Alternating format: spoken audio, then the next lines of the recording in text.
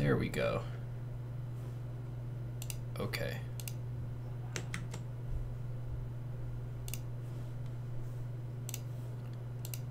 Yo, Agent Smith, what's up, dude?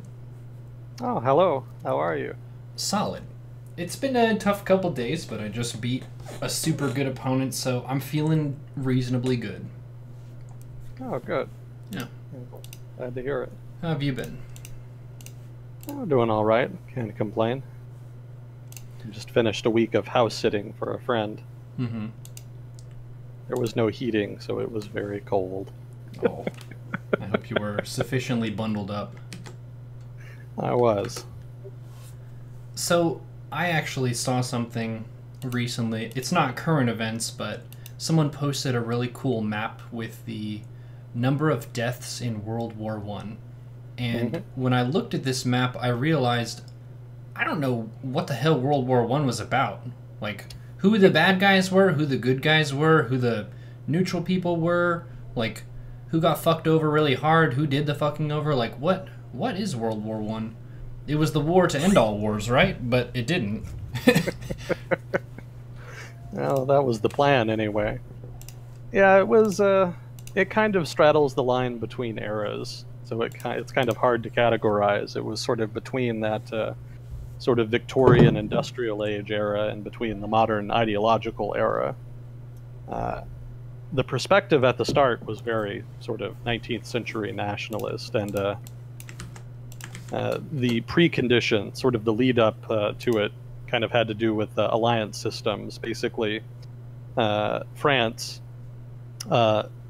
engineered an alliance with Russia because of concerns over the new rising power, which was Imperial Germany.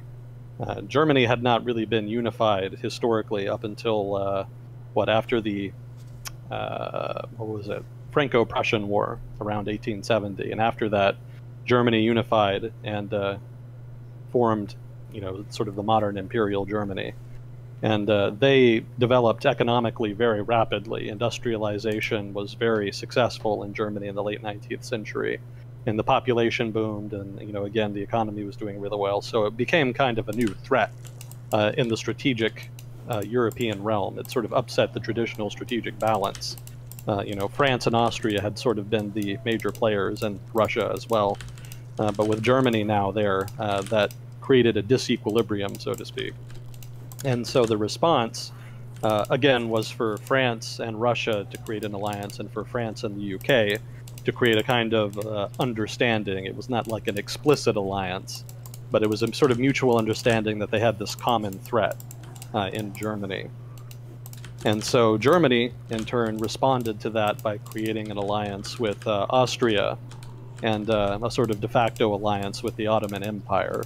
The Ottoman Empire at that time was, as is famously known, the sick man of Europe. And so they were kind of looking for anybody to kind of help float them, to help protect them from these sort of emerging predatory European powers. In particular, Russia, which was trying to expand its sphere of influence into the Balkans, which was sort of this... they saw it as sort of a natural sphere of influence for them because the people there are Slavic and largely Orthodox Christian. And with the Ottoman power sort of receding, they thought they could move in and kind of fill the vacuum. And they also sort of had this long-held kind of dream that they could reconquer Constantinople and kind of reestablish it as the heart of Orthodox Christianity. So the Ottomans were kind of aware of that Russian threat, and so they made a lot of entreaties to the West, Germany, France, Britain, and the West was pretty receptive. It was actually kind of a group effort to try to keep Russia out of the Ottoman Empire. That's part of what led to the Crimean War in the 1850s. But eventually, they shacked up more with Germany as a sort of natural ally, sort of fearing the British and French imperial power. Germany didn't really have that big an empire, and they weren't that interested, per se, in expanding into, say, the Ottoman Empire, or, well, more accurately, expanding at the expense of the Ottoman Empire. Italy, for example, went to war against the Ottomans and took Libya from them in North Africa. So the Ottomans didn't suspect the Germans of being that interested in picking apart their empire like certain other powers even though they still recognized that everybody except Russia had an interest in kind of helping them out and preventing them from collapsing completely.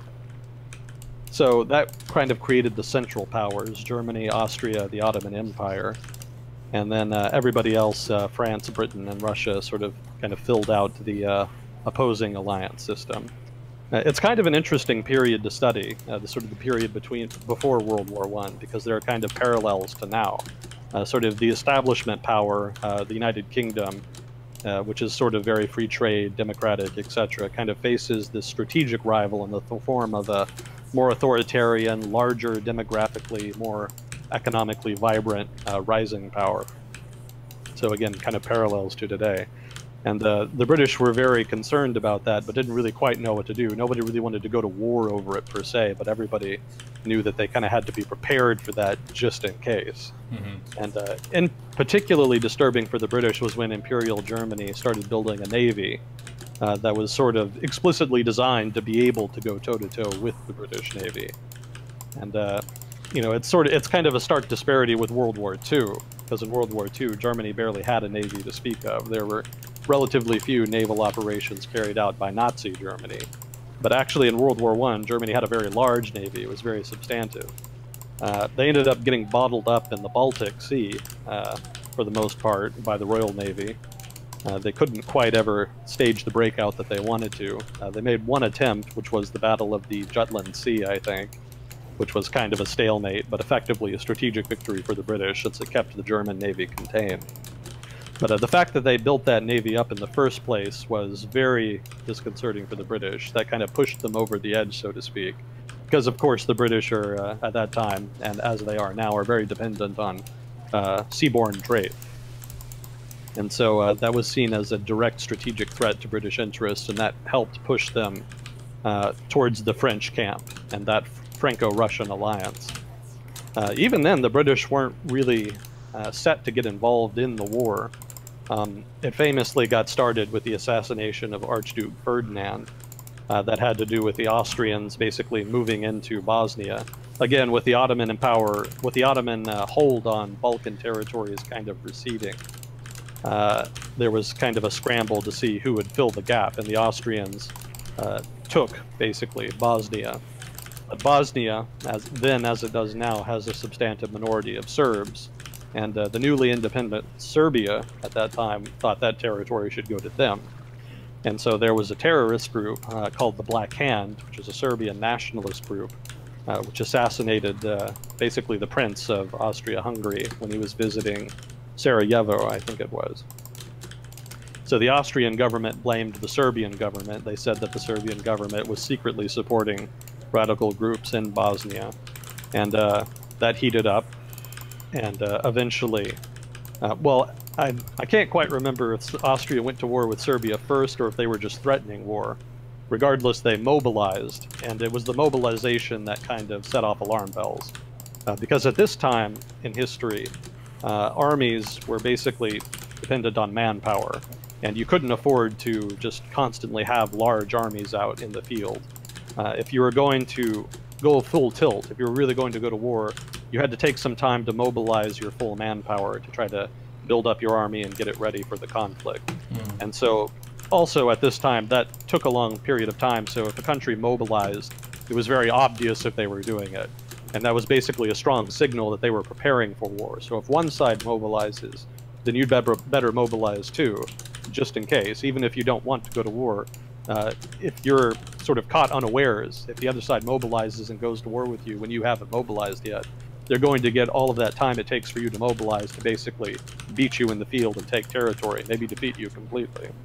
So mobilization was a big move. That was a very aggressive, bold move to make. And the Russians responded in kind. They basically said that, okay, Serbia is our sphere of influence. They're our natural Slavic Orthodox ally. So if Austria mobilizes, we're going to mobilize. And so then the Germans then had to mobilize because everybody was terrified of the Russians because they had such a massive reserve of manpower. That was kind of seen as the decisive factor at the time. Who has the most manpower? Well, the Russians did. And so everybody was perpetually terrified that the Russians would just basically human wave through Europe. So the Germans felt that if the Russians were going to mobilize, they would mobilize too. And that in turn set the French off. And so at that point, there's this open question in Germany about what to do. Now, I'll point out here that I'm not an expert on World War I, as somebody in chat may well have already noticed. Oh yeah, no, World War II is like your war. Yeah, that's more my war, so to speak. This is just off the top of my head. I'm probably getting details wrong, and I'll add the usual disclaimer here that a lot of the stuff I talk about on stream is not stuff like I'm an expert in. It's just stuff that I've read some about here and there. So I welcome criticism. You know, I want to know more than anybody if I'm wrong, and so definitely welcome comments from others who want to correct me or criticize or what have you. And it's meant to be more of a discussion than just me monologuing, even though I do a lot of talking. But anyway, so when the French mobilized, the Germans had a problem because their war planners, you know, in the years, you know, way before World War I even started, had figured they would face a Franco-Russian coalition. And that was a problem for them because they figured that they could not win a two-front war. They would have to focus on one or the other, probably the Russians, since the Russians were considered to be more threatening. So they developed what was called the Schlieffen Plan. I hope I'm remembering that correctly. And the Schlieffen Plan was a plan that involved a massive offensive on the Western Front against France that was designed to knock them out of the war quickly, at which point they could redistribute their forces back east and then fight a one-front war with Germany, or rather with Russia. That was the plan anyway. And in the meantime, while they were fighting France, there was meant to be basically a holding force that would just hold the Russians or slow them down as best they could. And the Germans did not want to wait to see whether or not the Russians would go to war, because again, they were afraid of that two-front war. And so if they were going to go to war, they wanted to make sure that they got in that early knockout blow against France as quickly as possible. And it would be better to do that sooner rather than later, rather than just waiting for Russia and France to be at their full power, making the knockout blow more difficult and making a two-front war more likely. And so rather than wait around, the Germans decided that it would be less risky just to go to war, basically. And they followed the Austrians. You know, I can't remember if the Austrians technically were the first to declare war or if it was the Germans, but they were pretty close together. The dominoes fell very quickly once it started going. But basically that was the German decision-making process. And that's pretty much how it got started. But originally Britain was not really involved. Their attitude was kind of, what did they had a phrase for it. I'm not sure I can remember it off the top of my head. Island Britain or something like that.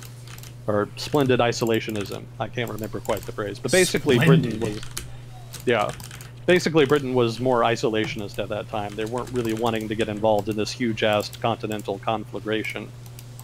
But what happened was the Germans moved through Belgium on their way into France, and basically that was meant to kind of be a surprise.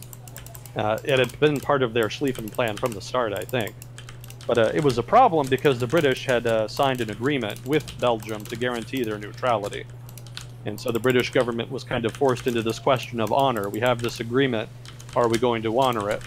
Even though it involves going into a war we're not really interested in being in.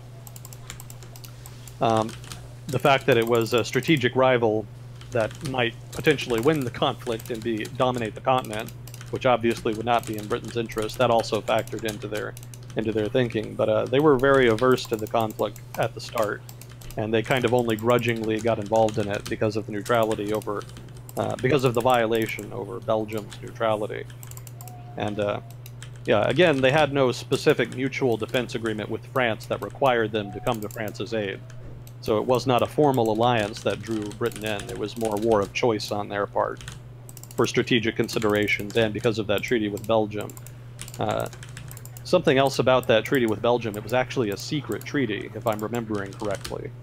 And so perhaps if the Germans had known about it, perhaps if it had been a public defense guarantee, then maybe the Germans wouldn't have done it and the war would have played out differently. But as was, it was secret, and so you ended up with Britain, France, and Russia basically fighting the Central Powers, Austria, Germany, and then later the Ottoman Empire.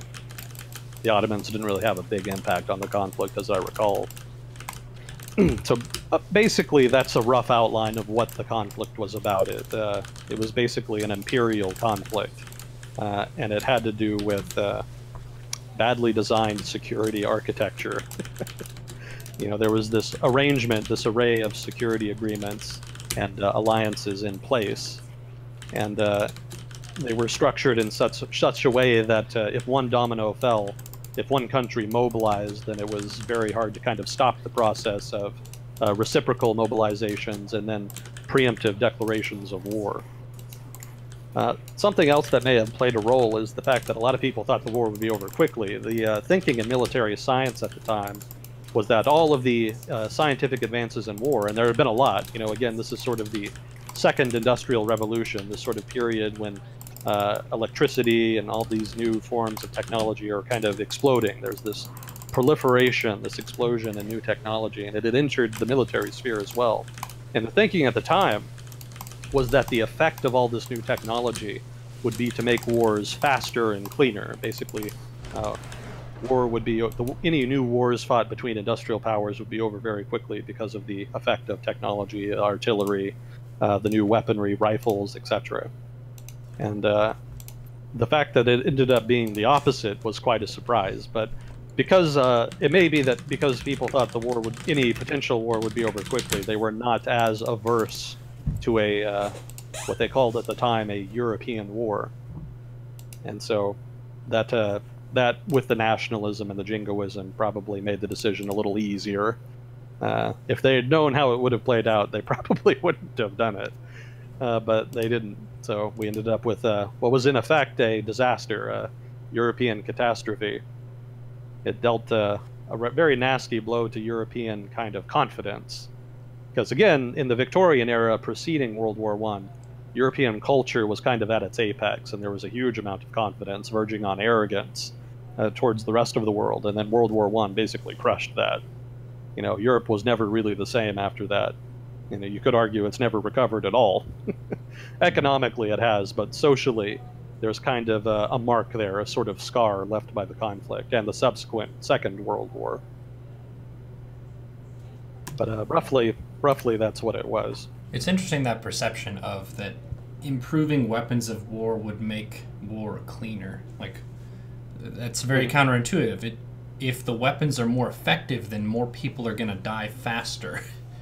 I guess their thinking was someone's going to give up faster and we're going to find a result faster, as opposed to, it seems like World War I was demonstrating that as we're better equipped to kill each other, once shit hits the fan, there are more people dying faster, but it didn't really accelerate the outcome, it seems like. Well, it was thought that the offense would be favored by the new technology over the defense. So if there was a war, there would be some big battles, and then one army would be defeated, and that would be the end of it. It wasn't thought that the technology of the day favored the defensive, that there would be able to be a protracted, prolonged defense against an industrial army. It turned out, you can. You can have an industrial army successfully defend against another industrial army, and for quite a long time, as it happens. It's inordinately expensive, as it turned out, but it can be done, and was done. It's kind of ironic, because again, the German plan was a quick knockout blow against the French, and then focus on the Russians. But as it happened, they ended up getting mired in France, but actually ended up defeating thoroughly the Russians. In fact, they actually defeated the initial Russian offensive into eastern Germany with just that holding force. That was the famous Battle of Tannenberg, in which a much smaller German force was able to defeat a very large Russian army and sent them reeling. The Russians, for their part, had a huge advantage in manpower, but they had a lot of problems with logistics. They had logistical issues that prevented their arms industry, which they did have. They did have a productive capacity. They were able to kind of produce the weapons and ammo they need, but they had logistical issues that kind of made it difficult for them to equip men in the field and keep them supplied. We talked about that with the United States having a shitload of trucks and how that was a huge advantage. That it's not the glorious frontline advantage of, wow, look at our trucks kicking ass, but it's the trucks that bring the equipment to the field so that they're able to kick ass. And with no trucks, you don't get the stuff to the field on time. Yeah, exactly. That was in World War II. The United States had the most automated army in the war, by far. The British came close, but that was kind of largely because of Lend-Lease, because we gave them a lot of trucks. It was something like 90% of the army was motorized, which was, much higher than even the German army. The German army kind of gets lauded as this big, motorized force, but they actually depended, for the most part, logistically, on the traditional horse-drawn logistic system, horse-drawn wagons and whatnot. They did have trucks, and they had more than other countries, but it was not nearly as high as the percentage as the American military once it entered the conflict and got going. But in World War I, the Russians suffered grievously from that problem, and they also had issues with their officers. If I remember correctly, again, not an expert on World War I, but from what I remember, there was a sort of kind of rivalry between Russian generals, and they kind of tried to sabotage each other, and that also, I think that led directly to the Russian defeat in Tannenberg. There was two Russian forces, and one of the generals was expecting the other force to help him out, and it never did, and that was just because the other general didn't want to help his rival. Whose side are you on? Well, if you're the Russians, maybe you just think you're going to win anyway, so why not hot dog a little bit? Yeah. It didn't work out for them in the long run, as was the Germans were very successful against the Russians. There was even one point in the war when they pushed substantively into the Baltic territories and seemed like they were on their way to St. Petersburg. There was kind of a last-ditch heroic defense by this one Russian unit that was able to hold out until reinforcements could come and stabilize the line. The Russians did much better against the Austrians. The Austro-Hungarian military was a bit of a mess. They made some gains. They were never able to make anything permanent, but again, much more successful against the Austrians than they were against the Germans, which were largely able to hold the line.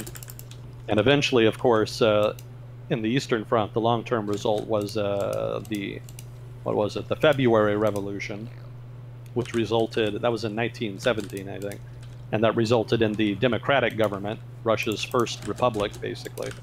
And that was led by, I think he was a lawyer, former lawyer, politician named Kerensky, and he headed the so-called Kerensky government.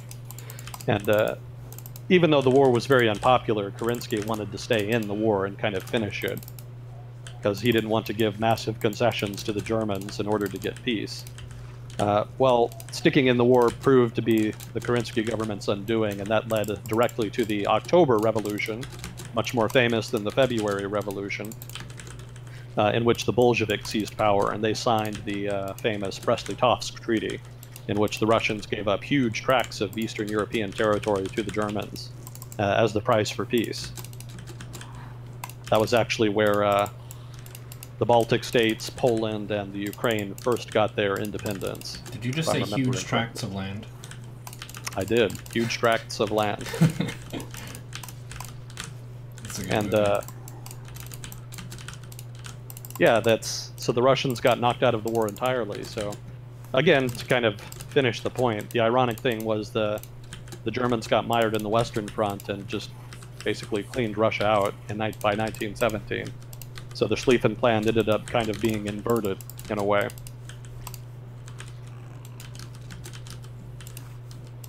I guess to finish World War I, basically it kind of dragged out. There's I'll add a side note here for anybody who actually wants to kind of get into World War I, much more than I can get into it. There's a guy, I think he's a teacher or historian or something. He's a bit crazy because he and his, I guess, YouTube team created a World War I YouTube channel. And he did this as part of the 100th anniversary of the breakout of World War I, and I think he started it in 1914. And his project was aimed at releasing a YouTube video every week about World War I, in which he would sort of review what happened 100 years prior during that week, during the actual war. And as far as I know, he's been doing that every week since 1914. Since 2014. Mm-hmm. And if I remember, his plan was to keep doing it until, what would it be, 2018, which I guess is this year, and maybe into 2019 for the Treaty of Versailles. And so basically every week from 1914 to 1918 is covered by that guy's YouTube channel. So there's an immense amount of depth there. about the war and what happened and what it was like and the events, etc. So anybody who really wants to get into World War I would definitely recommend that. I wish I could remember the name of the channel. I can't. It's been a while. But I remember trying to watch all of the videos and kind of getting exhausted. But definitely a lot of meat there if you're really interested in the subject. But anyway, to finish, basically the war dragged out. Everybody's kind of familiar. Italy got dragged into the conflict. Italy had actually originally been allied with Germany. They were part of kind of a triple pact. I can't remember the name of it. But basically, Germany, Austria, and Italy were originally allies. And when the war broke out, the Germans asked Italy to kind of join as per the treaty. But the Italians noted that the treaty was designed in such a way that basically, if you're declaring war, we don't have to come and help you. It's a defensive arrangement. And since Germany was kind of the country that declared war first, or at least was one of the first, Italy kind of cited that as a reason not to join the war on the side of Germany. And actually not to join the war at all. It was only much later when it was during a period of the war in which it was looking like Austria might collapse, then Italy kind of jumped in on the side of the Allies to go to war against basically Austria, and then sort of Germany by extension. They ended up getting basically mired in the Austro-Italian border. The fighting there was also very brutal and dragged out, basically a stalemate for several years. So what was intended as a short-term investment ended up being very costly for them, but that was how Italy got involved. And later on, there was action in the Balkans. Obviously, Serbia was involved from the start. Later on, Bulgaria declared war on Serbia in alliance with the Austrians. And then later on, during another period of the war, when it was looking like the Central Powers were losing, Romania declared war on Bulgaria and Austria. That ended very badly for them. Basically, most of Romania ended up getting conquered, at least a good chunk of it.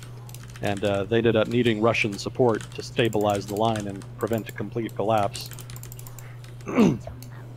And then from there, things drag out. Russia gets knocked out of the war in 1917. The United States gets into the war. I was actually watching a documentary the other day on from PBS.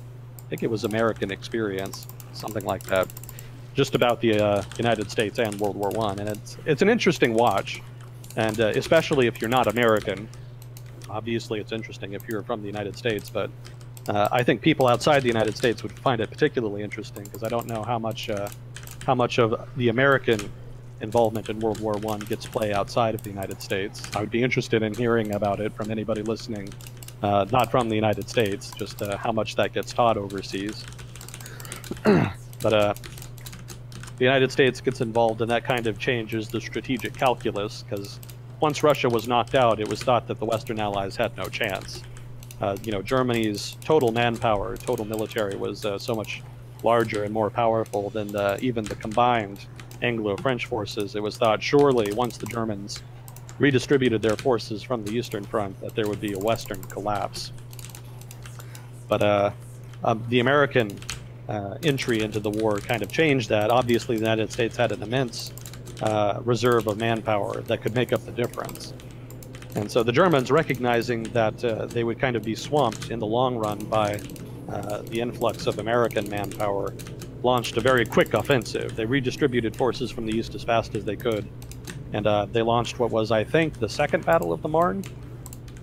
I don't quite remember exactly what it was, but it was a big offensive around the Marne, I think. And it was meant to knock the Allies out of the war quickly before the United States could kind of bring to bear its manpower advantage. And the French and English were kind of just barely able to hold the line. And that was sort of Germany's last gasp in the war. From then on, it was basically a continuing Allied offensive, pushing the Germans further and further back. And that led eventually to the armistice in 1918.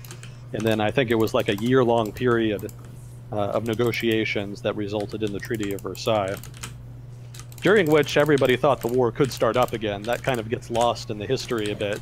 Everybody says the war ended in 1918 with the armistice. No, it didn't. The armistice was basically just a ceasefire, and so everybody's army was still in the field during the negotiations over the Treaty of Versailles. And again, I think that was a year-long period. So between the armistice in 1918 and the final treaty in 1919, Treaty of Versailles, everybody was still in the field and was constantly of the mind that any time the war could start up again. if the treaty negotiations failed. So if you're a soldier in the field, the war didn't really end for you until 1919. That's when everybody got to go home. So that was the end of World War I. Was not the end of war in Europe, however. There was a gigantic clusterfuck in Eastern Europe after World War I. There was an immense amount of ethnic animosity and ideological animosity. There was a whole bunch of wars in Eastern Europe in the immediate aftermath of World War I. None of which I think were taught when I was a kid. When I was being taught history in high school, and nobody taught post-war Europe after World War I. So, you know, Poland going to war with Germany, I had no idea that happened. Poland went to war with Hungary. The Russians invaded, well, more accurately, the Bolsheviks invaded Poland, and there was the famous Battle of Warsaw in, I think, 1920, in which Polish nationalists say that the Poles saved Europe from Bolshevism. Somewhat debatable, but certainly they stemmed the tide of Bolshevism. They prevented the Bolsheviks from expanding any further westward anyway, by defeating them at Warsaw and maintaining the nascent Poland's independence. And of course, the Russians had their huge, gigantic civil war. Russia was a very violent place in the early 20th century. Millions of people died in World War I, millions of people died in the Civil War, millions of people died in the purges, and then millions of people died in World War II. It was a very rough place for a while there. Mm-hmm. But the Civil War was very ugly. And that was the Bolsheviks basically fighting a coalition of anti-Bolsheviks. One of the problems that the whites faced, you know, the Bolsheviks were the reds, and then everybody else was the whites. So the whites were kind of a motley coalition of a lot of different people. Some were anarchists, some were monarchists, some were liberals. There's a lot of different people. And that kind of hampered them, because nobody really quite knew exactly what they were fighting for, beyond just stopping the Bolsheviks. Yeah, Russian Civil War is something we might talk about sometime. That was interesting. But the point is, Eastern Europe was very violent in the immediate aftermath. And it dragged out for a long time, well into the mid-1920s, if I remember correctly. And then Turkey was a mess, too. Because Turkey was meant to be partitioned, basically. There were supposed to be spheres of influence for Greece, Italy, Britain, and France. And then there was a Turkish nationalist uprising that negated that treaty, basically, and threw the foreigners out and reestablished a fully independent Turkey. So there was a big war in Turkey then between the nationalists, and I think the Greek army was the principal opponent they faced. The other allies were sort of present, but I don't know that they were directly involved so much as the Greek army. So there was a big battle in, I think, the central plateau of Anatolia, in which the Turkish nationalists defeated the Greek army and drove them to the sea, basically, and was able to reconquer the rest of Turkey's territory.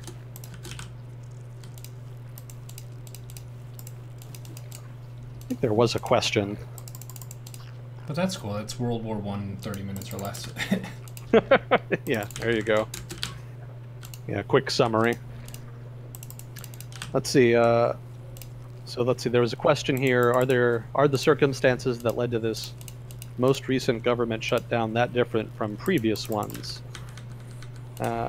Also, could I please explain to foreigners the issue of the U.S. government shutdown?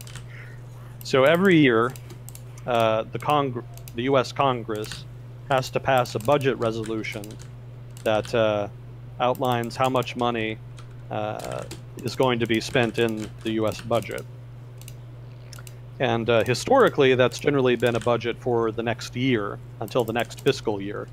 For the past several years, there has been so much partisanship in Washington, so much political discontent and infighting, that budget resolutions have basically just been for a couple of months at a time.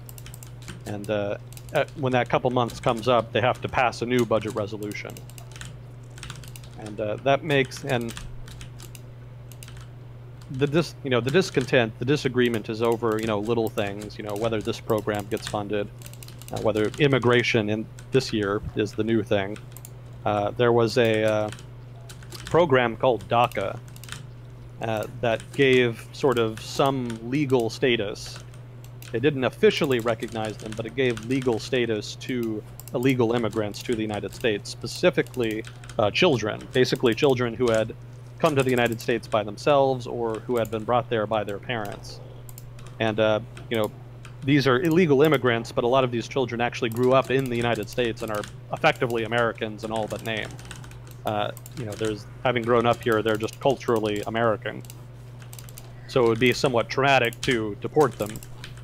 So there's considerable support for maintaining the DACA provisions that gave them some legal status. Again, nothing official, just kind of making it so that they don't have to live in constant fear of deportation, giving them some legal room to maneuver and live in the United States until a more permanent settlement can be made. So Donald Trump famously ended that with the intention of throwing it to Congress, basically. He didn't really offer any compromise or solution there. He just kind of said, Congress, you deal with it. Congress should come up with a solution.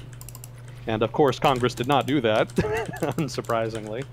And so now it's come up as an issue in the budget resolution and the budget negotiations for this upcoming fiscal year. And nominally, there was a political deal in place in which DACA would be extended in the budget deal. But then there was, as I recall, Donald Trump issued a tweet basically criticizing the deal. And that led to some discontent on the part of the Democrats. And so they kind of pulled out of the deal, and then the deal failed, and so the government shut down. And to be fair, I'm not blaming the Republicans here. Basically, the reason it's such a sensitive issue right now is partly because midterm elections are coming up, and what would it be? Actually, this year, wouldn't it? 2018. And so all of the parties are kind of both posturing.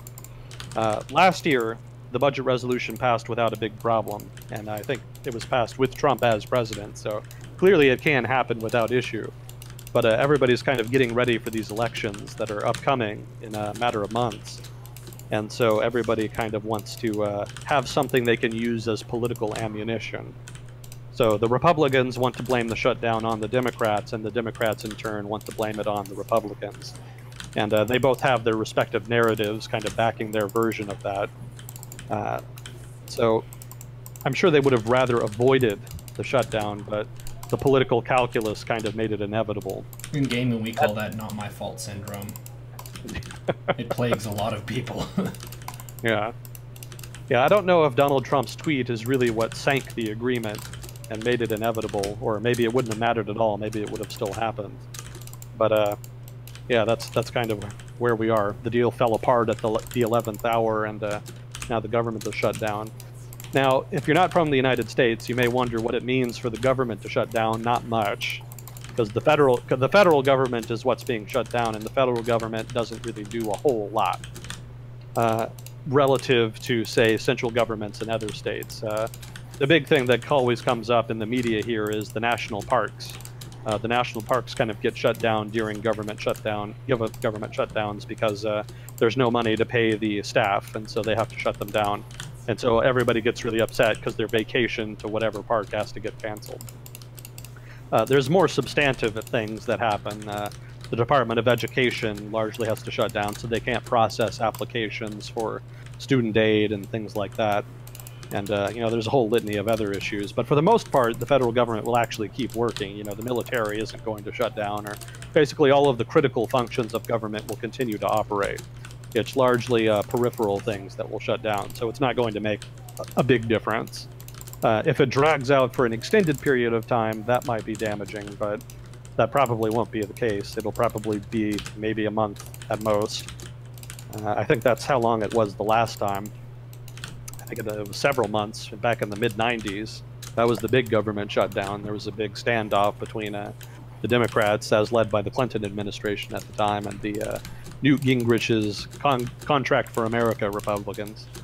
That lasted for a very long time, but you know, even there, the fallout was relatively minimal. So it's not catastrophic for the U.S. government to shut down. Basically, it's not as bad as, you know, in some other state that's more centralized, where you kind of need that function. You need the government to keep functioning. And a lot of states have actually functioned without well, maybe not without funding. That's different. It reminds me a bit about. It reminds me a bit of Belgium, because I think Belgium has the record for the longest period of time, technically without a government, and it was. I think it was an election maybe 10 years ago, maybe sooner than that. Maybe it was 2013 or 2014. And basically, there was a standoff between Flemish political parties and Wallonian political parties in Belgium after a big election, and they couldn't agree on a coalition government. And so negotiations just dragged on for months and months and months. And during that time, there was, I think, a caretaker government in place that kind of continued operating the machinery of government. And I think it was almost a year before a new coalition government was finally in place. I think before that, I think only a year before that, Iraq actually had the record for longest without a government. That was after the Iraqi parliamentary elections in 2010 or 2012. And those negotiations dragged out for the better part of the next year. The United States wanted, I think his name was Alawi. He was kind of the leader of a multi-sectarian political party. It was mostly Sunni, but nominally it was not the sectarian party, and it was nominally friendly to the West. And in opposition to him was, what was his name? He was prime minister for a long, I don't recall his name, but he was prime minister for a long time there. And he led basically a nationalist Shia political party in coalition with Muqtada al-Sadr, and then the Supreme Council for Islamic Revolution in Iraq, which gets called an Iranian proxy, but that's not really fair. You know, they have free agency. But they were in exile for a long time in Iran, and they do have Iranian ties, so they're kind of seen as being friendly to Iran, if nothing else. So that was sort of the coalition du jour, and technically the Sunni group actually won more votes. They won the most votes of any coalition running, but they were not able to form a coalition because nobody else wanted to be in a government with them. So the status quo, basically, government, the incumbent government, was able to form a coalition again and remain in government. But all of that played out over the course of like 8-9 months, during which time, you know, Iran is lobbying the government, you know, the United States is lobbying, everybody is kind of trying to have influence on the process. But ultimately nothing could be done, and so it just ended up being basically the same government that was in place before the election. Yeah, Iraqi politics are interesting. We might talk about that sometime. Anyway, I'm getting off topic. The point is, it just comes down to kind of partisan posturing before the midterm elections, and the impact will be relatively limited. How big let me see. How big of a percentage of the budget is up for debate? I heard it's around 2%. That makes for all the discussions here in Switzerland. How much of the budget? Well, I mean, the entire budget is being debated. That's what's being passed, but the actual points of debate have to do with immigration, specifically the DACA program, which isn't even really something that's you fund per se. Just because it's about the budget doesn't mean the points of debate are about the budget. There's a lot of other things that get passed in budget resolutions that don't have to do with the budget per se. And so political disagreements over those things can sometimes hold up the budget.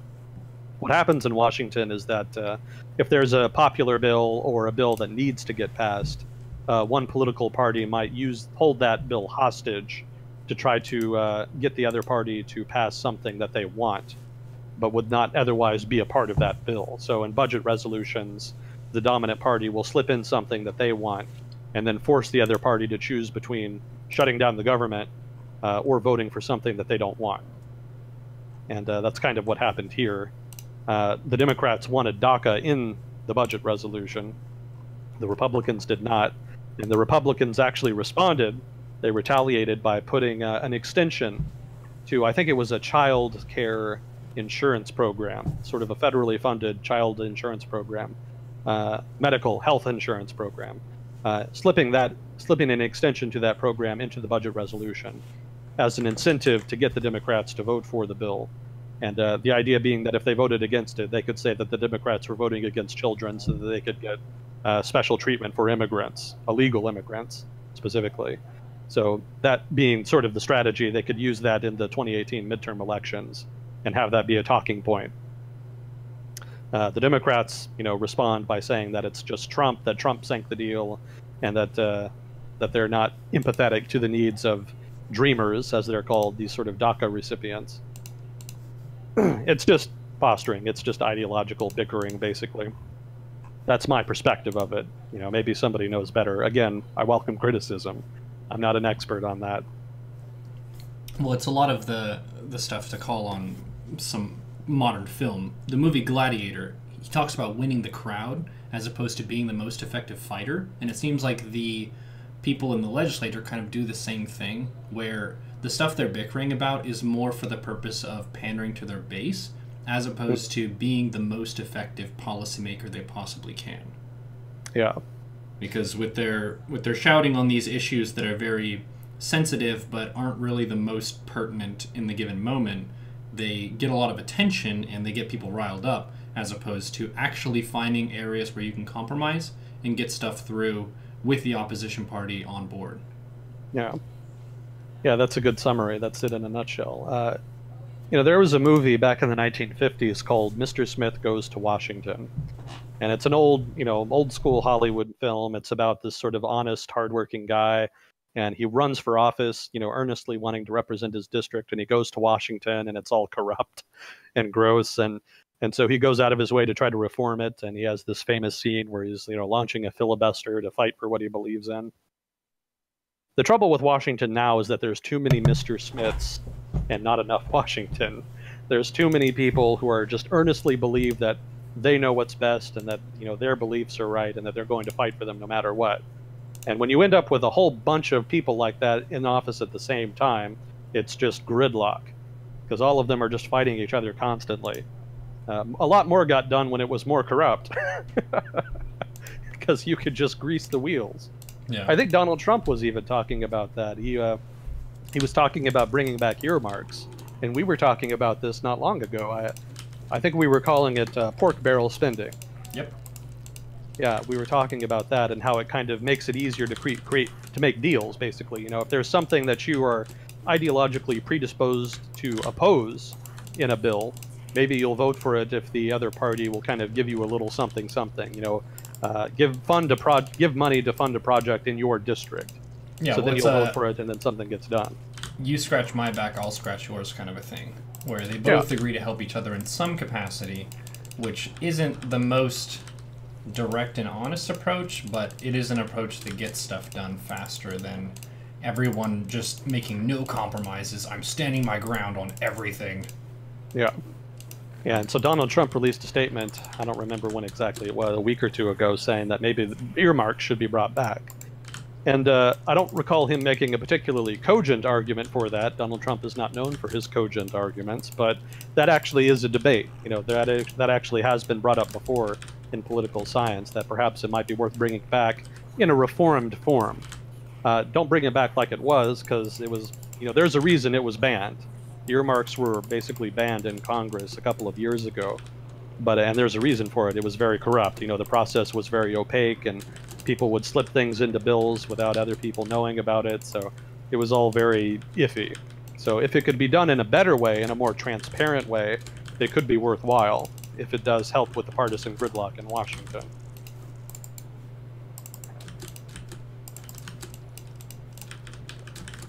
So I hope that's an okay answer to this question about the shutdown. It's kind of all over the place. Please feel free to ask for elaboration. You know, I don't mind revisiting it if somebody wants. Let's see, the next question was thoughts on protests in Iran. Yeah, there was economic conditions in Iran are not great, and that's mostly what it was over. And unsurprisingly, they didn't really go anywhere. The government was able to crack down, and they were not really widespread and organized enough to really threaten the regime. It was a bit surprising, though. Most of the protests were actually more in the government's traditional support base. They were kind of more in the rural areas and smaller towns, and those are kind of more the areas that have traditionally supported the regime. So that was probably a bit disturbing for the regime, and it was certainly surprising. But I don't think they were really ideological protests per se. There were people protesting who obviously were anti-government. You know, there's footage of that for sure. But the driving force was largely economic. And you know, if the economy improves in Iran, then that'll kind of take care of it probably. It won't remove the anti-government sentiment completely in the country, but it'll alleviate the pressure a bit. But whether or not that can happen is kind of an open question. And I think I had a thing on that. There was a good article that I read a couple weeks ago that kind of broke down the structural problems in Iran's economy. And I can kind of give a quick summary of that, if I can find it here. Yeah. So there's a couple of problems. I'll try to get, I don't want to just read a laundry list of problems because I know that's boring, so I'll just kind of hit the highlights. Some of the problems include infrastructure problems with regard to water. There's a lot of water shortages in Iran. It's not like a really moist country. There's not a lot of big rivers or fresh water, and they haven't really managed the limited water resources well. And so there's actually a lot of places that are kind of running out of water. So that's a significant issue. That's also part of what's driving the protest. There's demographic issues. Iran is kind of aging, which you might not expect. You know, people have this perspective of developing countries as having just exploding populations. But there was actually a family planning program implemented by the Islamic Republic itself in the, 1980s, I think, maybe early 90s. And that actually helped lower population growth in Iran significantly. And so, but that's creating a problem now as the population ages. There's not a lot of new young people coming up to kind of pay for their pensions and their care and whatnot. So that's creating a fiscal problem for the Iranian government, because they have to pay out all of this money to the aging population, but there's not a lot of tax revenue coming in to kind of make up for it. There's also high youth unemployment. There's not a lot of there's a fair amount of entrepreneurship in the Iranian economy, but there's not a lot of outlets for it. You know, if you have a business idea, it's hard to get funding, and then you have to kind of navigate this sort of sclerotic, corrupt bureaucracy to kind of get your idea out. And so the result is relatively high youth unemployment, about 30%, I think, is the government official figure. And then the government deficit is very high, as that's partly a result of high military spending. You don't have to wonder about where that's going. That's Syria. That's Hezbollah, that's Iraq partly, fighting the Islamic State there. So the high military spending is kind of driving a hole into Iran's budget. And again, these other factors just exacerbate that and make it more difficult to rectify. They can't really pay for it. The financial sector is very ill. You know, there's so much corruption in Iran that the banking sector ends up investing in things that it should not invest in, basically. There's toxic assets everywhere in the banking system. And the result is a very sick banking system that could collapse, potentially. It kind of needs to be unwound. You know, you need to deleverage the banks and try to unwind the toxic assets. But that's a very expensive, drawn-out process, and in the meantime, your overall economy is kind of denied the services and resources that a healthy banking system can provide. Also, a couple of years early in 2017, I guess it was. You know, long story short, there was actually a banking collapse. There was some firms that were offering very high rates of return to their investors, and that turned out to basically be a Ponzi scheme. And the government couldn't afford to bail them out, so they all just collapsed. And so because a lot of regular people had invested in them, a significant number of just sort of normal citizens had their savings wiped out. And you can recover from that economically, and that's almost more of a political problem than an economic problem, but it kind of speaks to how unstable the financial system is there. And that ties into the overarching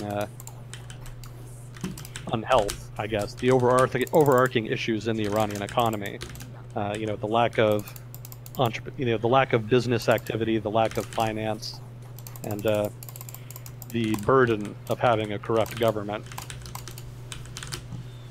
So that's kind of a rough rundown of structural problems in Iran's economy, and all of these things, in turn, fed into the protests that happened earlier this year. These are the things that people are really upset about.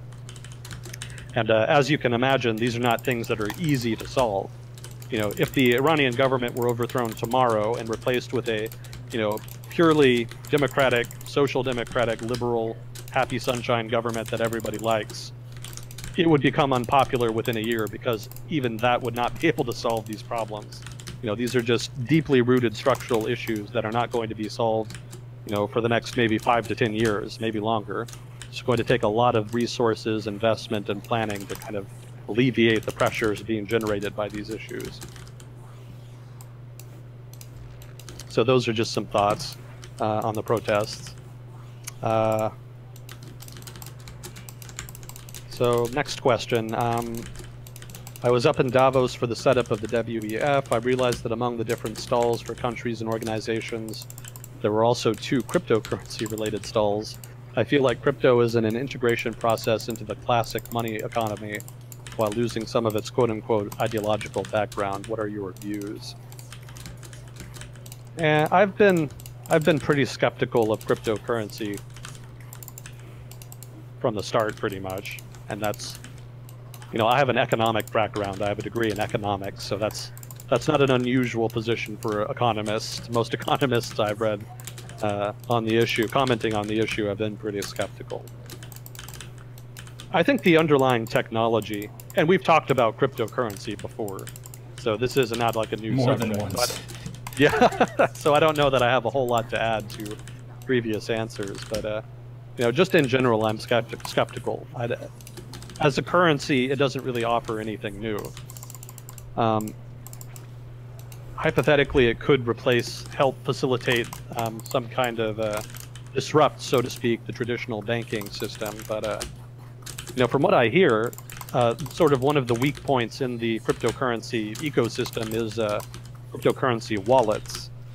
Those seem to be getting hacked a lot. You know, it seems you can't hack the cryptocurrency itself. That seems to be pretty sound. But I hear a lot about wallets getting hacked and about exchanges getting hacked. So it might be that there's a business opportunity in providing a safe space to hold your cryptocurrency. And if that's the case, then effectively you just recreated the whole banking system, because that's what banks are. They just hold your currency in a safe place for you. So traditional banks could move into that space, at which point nothing has really changed. So I'm skeptical of the disruption of the banking system argument. It could be an investment opportunity like a commodity like gold, but it seems like gold would be the safer investment there. Gold is less volatile than cryptocurrencies from what I've seen of it, so it would be a safer investment, I think. And gold is already fairly volatile, so that's saying something. Yeah, I mean, it doesn't really seem to do any one thing particularly well. And I'm open to criticism on that because I'm not a cryptocurrency person. And I haven't read a whole lot about it. Somebody sent me an article kind of explaining the technology behind it better, and I've tried to work through that, and I'm still working on that because I'm not a tech person. You know, Kukio was kind of my tech connection on such things. But yeah, I think it is transitioning to a more mature phase. It is kind of getting to a point where it's more accepted by traditional financial markets and financial actors. But the view by those financial actors seems to be that it's kind of more of a risky investment. And financial actors don't mind making risky investments. You know, your portfolio should be diverse. You should have part of your portfolio that's very safe, some that's moderately risky, and then you could have a small portion that's very risky. And you know, that's perfectly normal. Institutional investors have you know, billions of dollars to work with, you know, in some, not any one investor, but in some. And so it's not any surprise that some small percentage of that is going into cryptocurrencies. But I don't know that I don't think it's safe right now to move that into the moderately risky or safe investment part of your portfolio. And I don't know that it ever will be.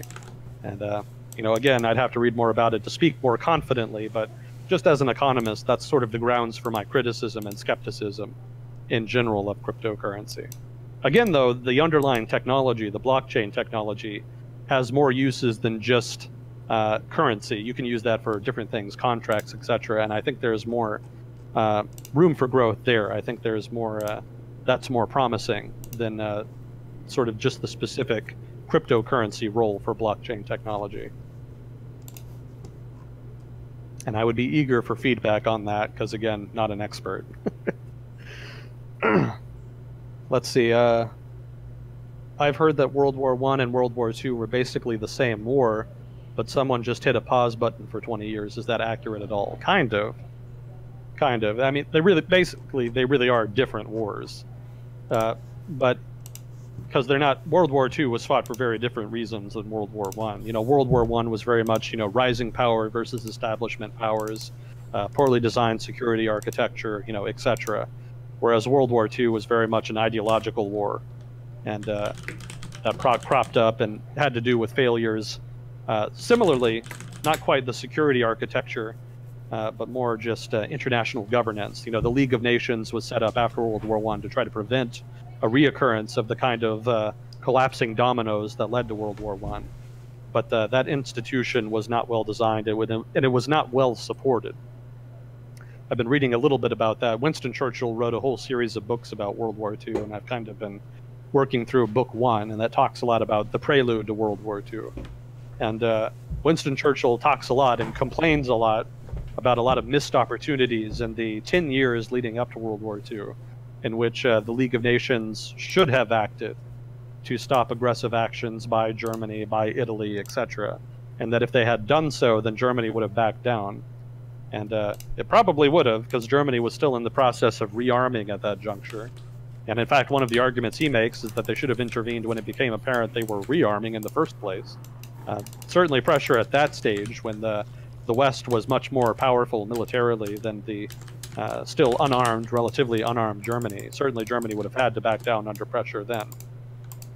So it would have been much easier then to take action, limited action, with virtually no risk of war, than to just kind of wait and then end up with what you ended up with, World War II.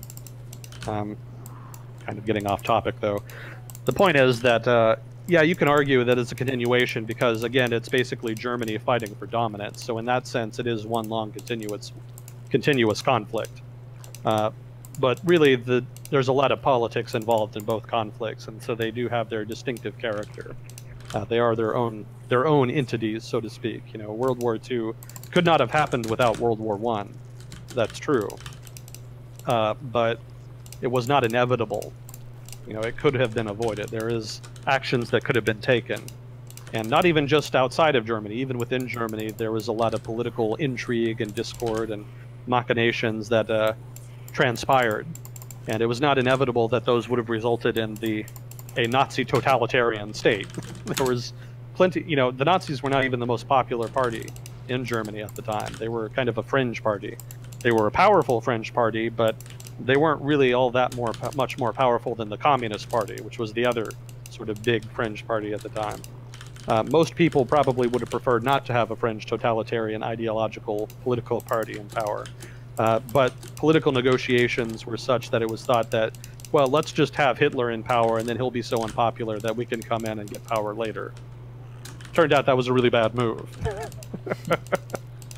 There were probably some safer gambles they could have taken, but that's just the way it panned out. So the overarching point is World War II was not inevitable, and so in that sense, I don't know that you can call it really an extension of World War I. It's not all one conflict, but certainly you can consider it one continuous conflict in some ways. Well, there is an argument to be made there. One way that stands out to me is that the characters and the actors on the stage are the same. The time has progressed a little bit, but a lot of the desires of those people remain the same. The technology advanced, the culture advanced some, but the geography is the same, and the actors are similar. So you could expect a similar kind of format for the next one, even if it's not all the same continuous thing. Yeah. Yeah, German nationalists might well agree with that. Certainly German nationalists at the time. The feeling of German nationalists after World War I was that they got stabbed in the back. Because Germany was never formally invaded. I think it was only a small part of Germany that the Western Allies ever actually entered during the war. And so the thinking was that they could have kept fighting and maybe won over the long term if they could have just kept going. And they thought then that the peace negotiations, the Treaty of Versailles, the armistice, etc., was kind of a stab in the back to them. That if not for those communists starting trouble in the cities and all of the protests and the labor unrest, if not for all that stuff happening behind the lines, behind them, then they could have kept fighting and won. And so for them, World War II was kind of unfinished business. For them, World War I never properly ended. And so they kind of wanted to finish the job, so to speak. Which they kind of did. They did conquer France. But, part of the reason they invaded the Soviet Union in World War II was because they kind of thought back to World War I, when they just kind of trounced the Russians in a number of significant battles. They just overperformed. You know, again, like I said earlier, the expectation was that the Russians were the principal threat and that the German army would struggle to contain them. But it ended up being the other way around. The German army ended up being very capable, and Russia ended up being much weaker than expected. And so German planners before World War II thought, oh, well, it'll just be like that again.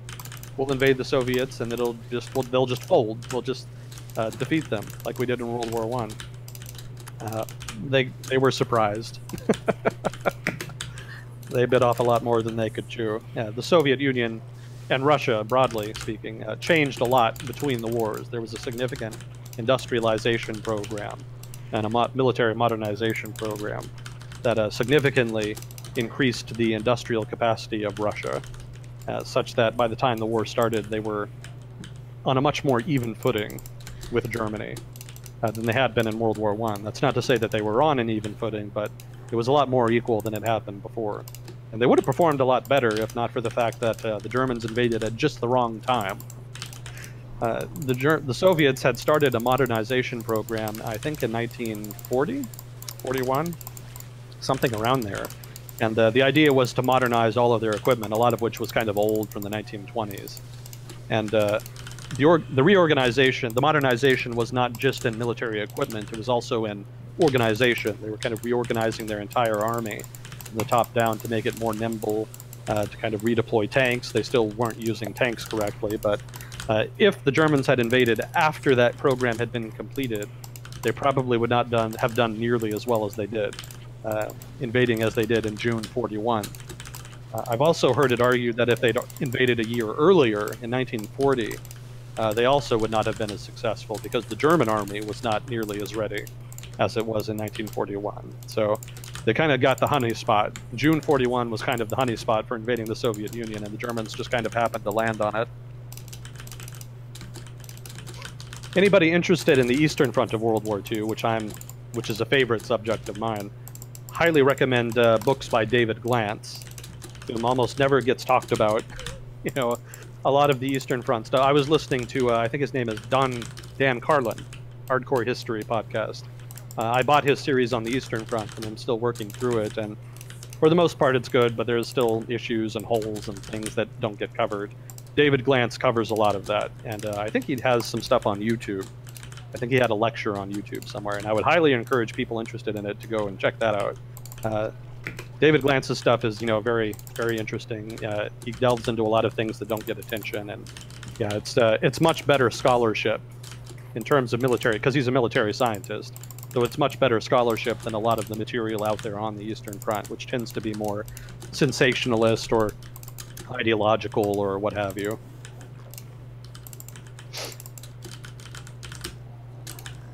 Let's see. So the next one was the Treaty of Versailles that abusive such that it was a reason for World War II? Yeah, that's an interesting question. On the one hand, yes, it was very lopsided and unfair, and perhaps it was unreasonable to expect the German public to accept it, just unmitigatingly accept it, and not do something to undermine it over time. In fact, they started undermining it basically right away. The German army did downsize in accordance with the treaty, but the German army went out of its way to dodge provisions about the maintenance of an officer corps, for example.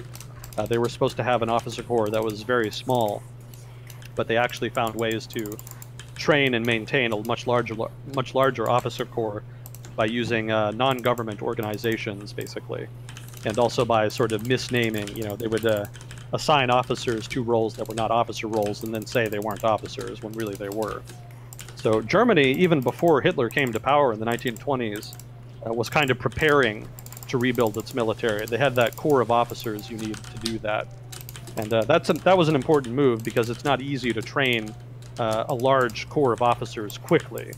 That's something that takes a number of years. You know, it's not just a matter of training them, it's a matter of the coursework, it's a matter of experience.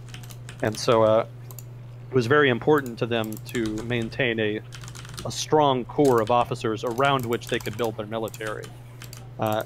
Otherwise, they would not have been able to rearm their military nearly as quickly as they did, because it would have just taken years and years and years to move new officers through the system, you know, through the academy, through training, and then kind of get them experience serving in the military for a while, etc. So that was a critical move very early on after the Treaty of Versailles that the German army and the German government took secretly.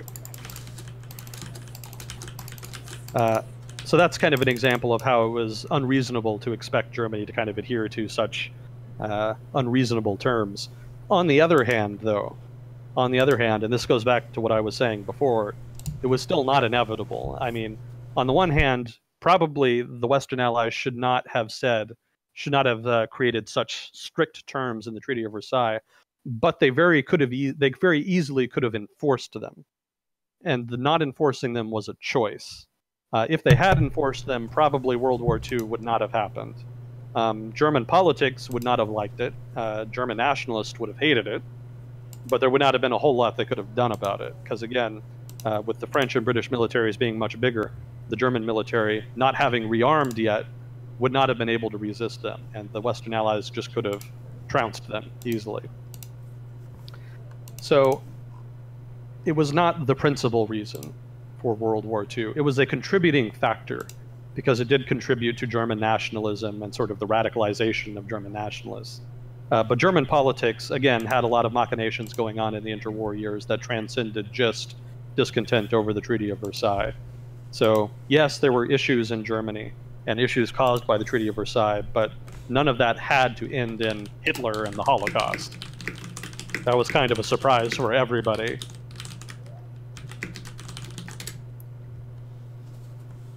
Let's see, in Plato's Critique of Democracy, he described it as, quote, the tyranny of the 51%, end quote. Have there been experiments with a higher degree of consensus needed in order for legislation to pass, and how did they go?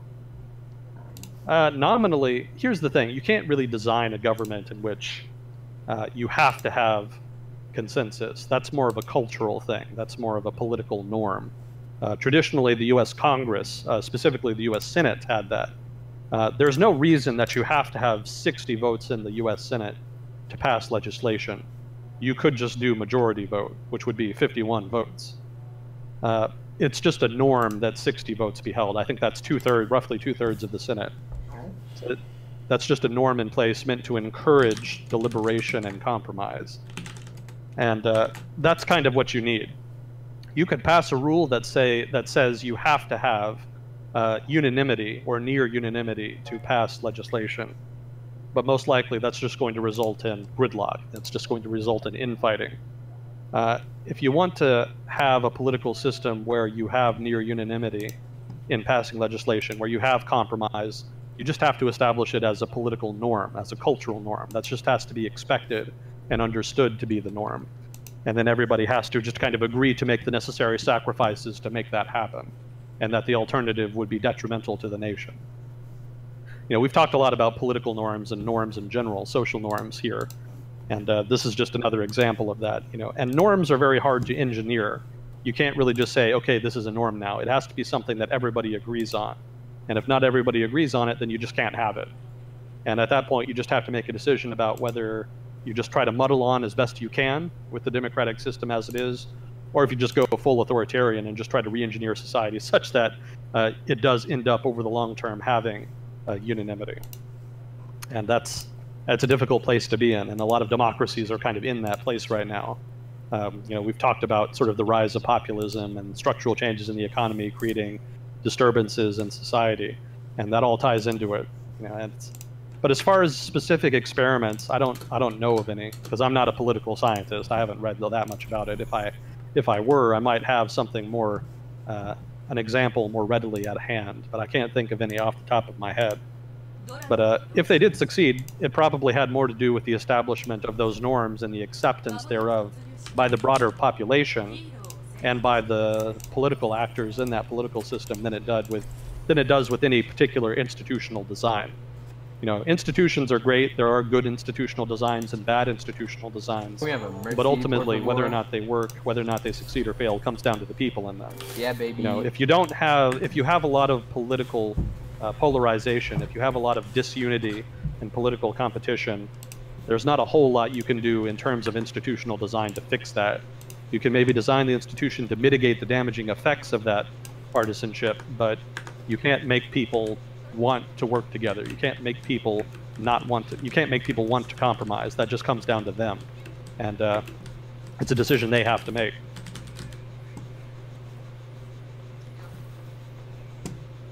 Let's see. That's probably not a very satisfying answer, so I apologize. I wish I did have more examples. Well, an example. I wish I had an example to point to, and I'm sure there are some out there, because there's a lot of political experimentation that's always going on. You know, here in the United States, all of the 50 states have their little experiments going on, little programs that like to test out and try. And all over the world, you know, different governments have similar such programs.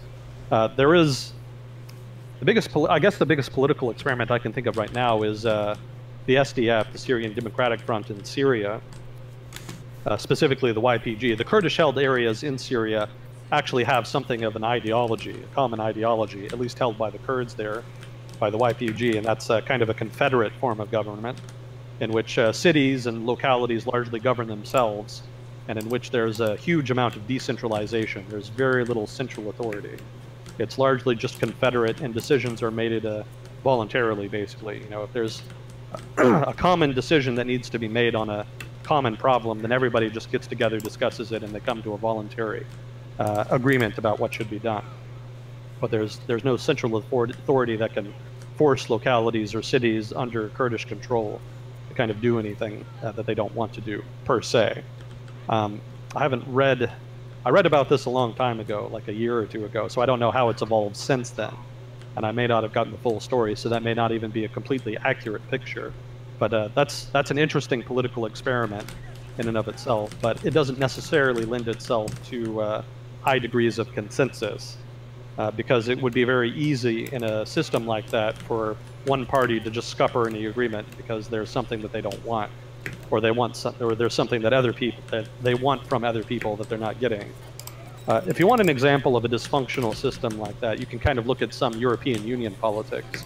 The European Union prefers unanimity in decision making amongst all of the European Union nation states. But if even one state disagrees, that creates a big problem.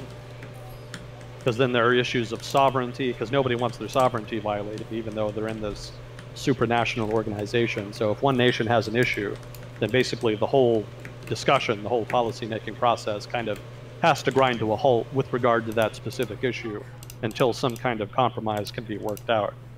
And when you get into issues of whether or not the European Union should expand, that's particularly sensitive because some states value their sovereignty more than they value further integration. And so at that point, you just can't go further. You know, you're just stuck. They have a de facto veto. So in a system that values unanimity, that's a great standard to have, but it lends itself to dysfunction. You know, ultimately, the only way you can have a form of government that operates efficiently, in which there's unanimity amongst the political actors involved, is one in which there's a large degree of homogenization, in which everybody's on the same page and everybody is very similar in their interests, where there's not a lot of political divergence between the actors. In that case, yeah, you could have unanimity. But at that point, it wouldn't even really matter what kind of institution you had. You would have that unanimity almost regardless.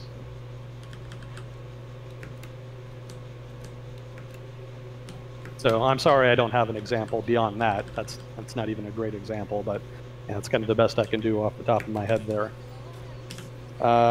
Let's see, the next one was, what were the main factors leading to the industrial strength of the U.S. going into the Second World War that separated it from other established economies? Well, the one that stands out to me is the geography of the U.S., and they don't need to invest as much in immediate defense.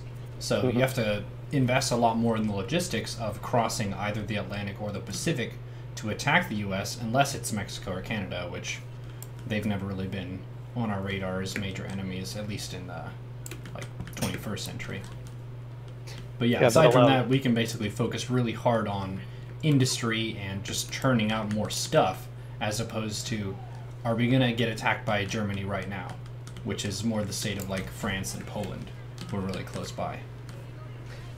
Yeah, because we have kind of a very quiet, stable, peaceful continent here, we can focus on economic matters, and historically that's facilitated the emergence of a strong, powerful, large industrial base. And the United States had that leading up to the war, partly for that specific reason. Part of it is just size. You know, the United States was a very large market, and U.S. economic actors had it largely to themselves, and so that market was able to support a large industrial base, so that also factored in. Main factors leading, I guess you could say the free market system, since that allowed industrial actors to kind of free rein to expand and invest and modernize at will, basically, with little to no interference. Obviously, that had some downside for some actors, mostly labor, but it did serve to facilitate a tremendous amount of growth in the industrial sector.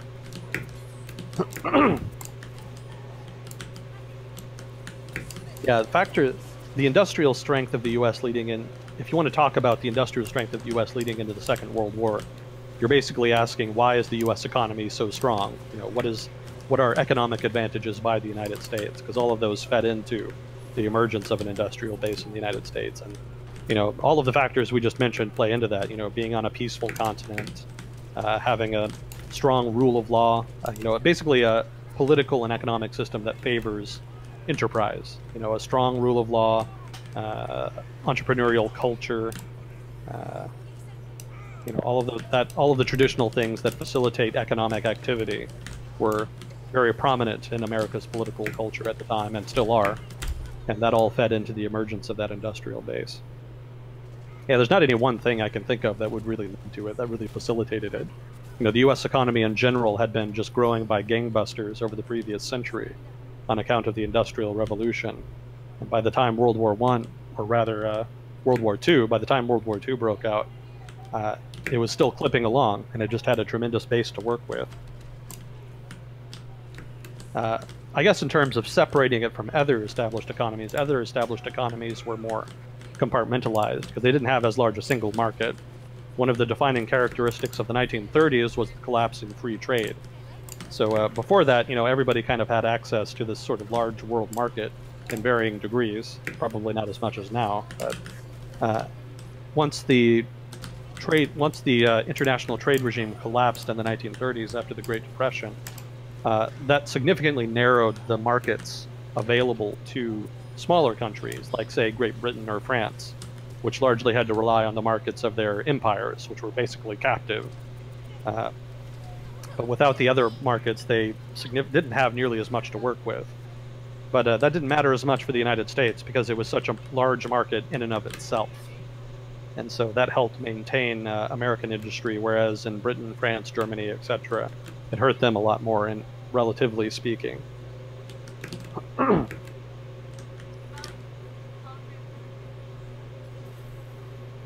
Yeah, the United States economy really was, at that time, a powerhouse. You know, they ended up, I guess I don't need to say it, but, you know, the U.S. economy really powered the Allied war effort over the course of the conflict. Such was the industrial strength it had to work with, and also agricultural strength and etc. You know, just produce in general.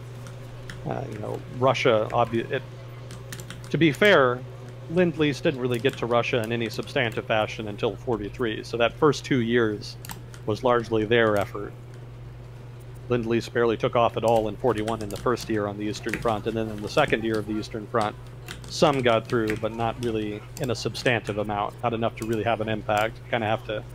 It was only really in '43 that Lend-Lease materials from the United States really got to the Soviet Union in significant enough amounts to really make a big difference, to really be noticeable. But still, it was helpful. And certainly with Britain, which basically lost its army in 1940 in France, you know, they were able to evacuate personnel largely off of Dunkirk, but material losses were immense, and it took them a long time to rebuild, so Lend-Lease was very helpful with that. And in addition to helping Britain and the Soviet Union with supplies, the United States also sent supplies and weapons to China. I think that was the principal other recipient. They also tried to float the Free French forces. And in addition to helping all of these allies, the United States had to basically rearm almost from scratch itself. The United States, I think, had something like the 19th largest army in the world before the war started. So they had a significant amount of scaling up to do. Well, they had done some scaling up in the year before. I think the first peacetime draft in American history occurred in 1941, I want to say, maybe 1940. So some scaling up had happened, but there was still a significant amount of ground to be covered once the United States was formally in the war after Pearl Harbor.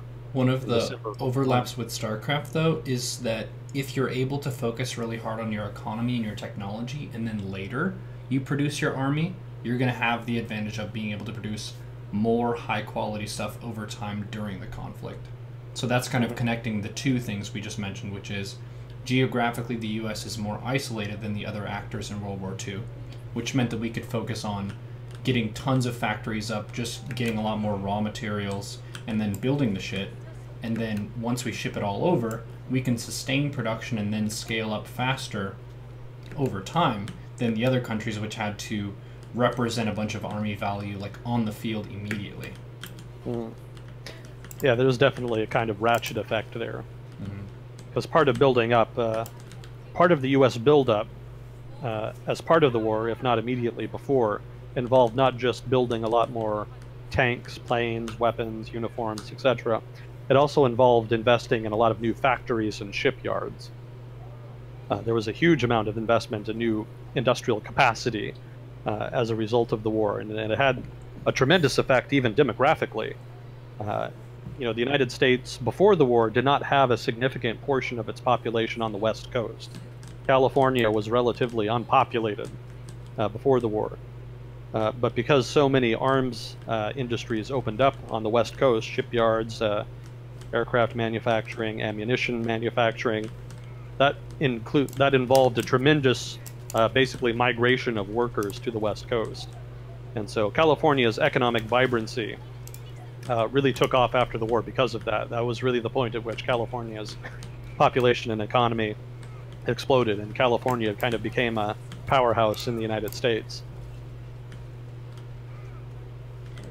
And then, of course, there was also a tremendous migration of African Americans from the south of the United States into factories in the north. Part of the reason there are significant communities of African Americans in various northern cities in the United States today stems specifically from that migration to jobs that were opened up in the north that needed to be filled. So investing in factories like that, definitely a part of the strategy, and having a large industrial base beforehand facilitated that. The United States was able to kind of have its cake and eat it too several times over the course of the conflict in terms of decisions it made. The United States didn't have to decide between, do we build a big army or a big navy? Well, we could do both. Do we build factories or do we build tanks and planes and equipment now? Well, we did both. Do we fight Germany now or do we focus on Japan now? Well, we ended up doing both. Technically, we decided to fight Germany first, but effectively we ended up fighting Japan at the same time. So, all of that was made possible by that large industrial base, and all of that was a big advantage. I guess another advantage that the United States kind of derived was logistics. The United States, just because the U.S. economy was very competitive and there was the industrial sector was so dynamic, the United States became very good at logistics and management. And that translated very well into the war effort. The United States was able to leverage that expertise in logistics and management into very efficiently distributing resources. So not only was the United States very good at producing goods, not only was the industrial base very good at producing goods, it was also very efficient at distributing them where they needed to go. So the United States was very proficiently able to get the goods from the United States over into Europe or China or wherever, and build up and scale up accordingly. So that's kind of a meandering answer to the industrial base question. It's kind of a tricky question to answer because there's a lot of factors that go into defining how an industrial base emerges and how it functions and how it's efficient, etc. So I apologize if my answer was too effuse. I can kind of get into more specific things if you want. If if there's something more specific you want me to touch on, feel free to ask. Let's see. How is the situation in Kashmir going to develop in light of China's apparently supporting Pakistan, at least economically? I don't think it'll change all that much, because Pakistan is the Pakistan issue is largely secular of China. Pakistan is probably not going to stop supporting militant groups in Kashmir. And the Kashmiri people, for their part, are probably not going to stop being sick and tired of the emergency rule in Kashmir put in place by the Indian military, well, the Indian government that puts the Indian military in a basically martial law situation where they just have emergency powers. So that issue is not going to change because Pakistan gets more or less support from China. That, for Pakistan, is kind of a national security issue, because for them, that belongs to them. Kashmir belongs to Pakistan, according to Islamabad, and that's not something they're going to back off of very easily. They might be more bold in supporting militant groups, not only in Kashmir, but in the region generally, if they have support from China, but then China might not like that. China does not particularly appreciate instability in the region. You know, the Communist Party and Chinese political culture are very averse to risk, and so instability is anathema to them. And they would prefer if Pakistan would not support sundry radical groups of one sort or the other. But again, for Pakistan, it's a central issue to their politics, if not core identity. And so they'll probably, whether they get more support or not, the status quo will probably continue. And if they get more support from China, they might give more support to radical groups in order to pursue their agenda, but they'll probably do it quietly so as to avoid pissing off Beijing. But beyond that, I don't think it'll be a substantive shift.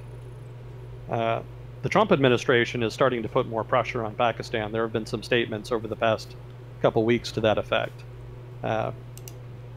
Basically, Trump has been criticizing, Trump as well as his affiliates in the U.S. government have been criticizing Pakistan for not doing more to crack down on, you know, basically the Taliban principally, among other terrorist groups that operate in Pakistan. And for effectively, well, for basically using them to pursue its interests in the region. So if the United States were to apply a lot more pressure, maybe then Pakistan would reduce substantively support for militias and whatnot in Kashmir as well as in other areas. But even then, it's difficult to say because, again, it's a national security issue for Pakistan. And militaries in particular tend to be very sensitive about what they consider national security issues. They won't back off of that very easily, like I said. So it would probably take an immense amount of economic pressure from the United States in order to try to push Pakistan on that. The United States has punished Pakistan, so to speak, by pulling aid before, and it had no discernible effect. The principal dynamic in South Asia is not the United States and terrorism, nor is it the United States competing with China, nor is it China and India competing. The principal strategic dynamic in South Asia is India v. Pakistan, them competing for influence in the region and kind of staring each other down in their standoff over Kashmir, as well as other areas. The principal issue of discontent is Kashmir, but they'll fight in other areas over that if they have to. I think the 1965 Indo-Pak War was not actually mostly fought in Kashmir. It was mostly fought kind of in and around Lahore, if I'm remembering correctly, sort of along that south of Kashmir, more around the Thar Desert, more around that region. But that being the case, more support or less support, more pressure, less pressure from China, the United States, etc., that might impact the degree to which Pakistan or India calibrates their pressure or strategic actions vis-a-vis Kashmir. But fundamentally, the status quo will not change because of those external stimuli. If there's going to be a major change in Kashmir, it's going to happen because Islamabad and New Delhi come to some kind of agreement. But beyond that, I don't think much will change in that regard.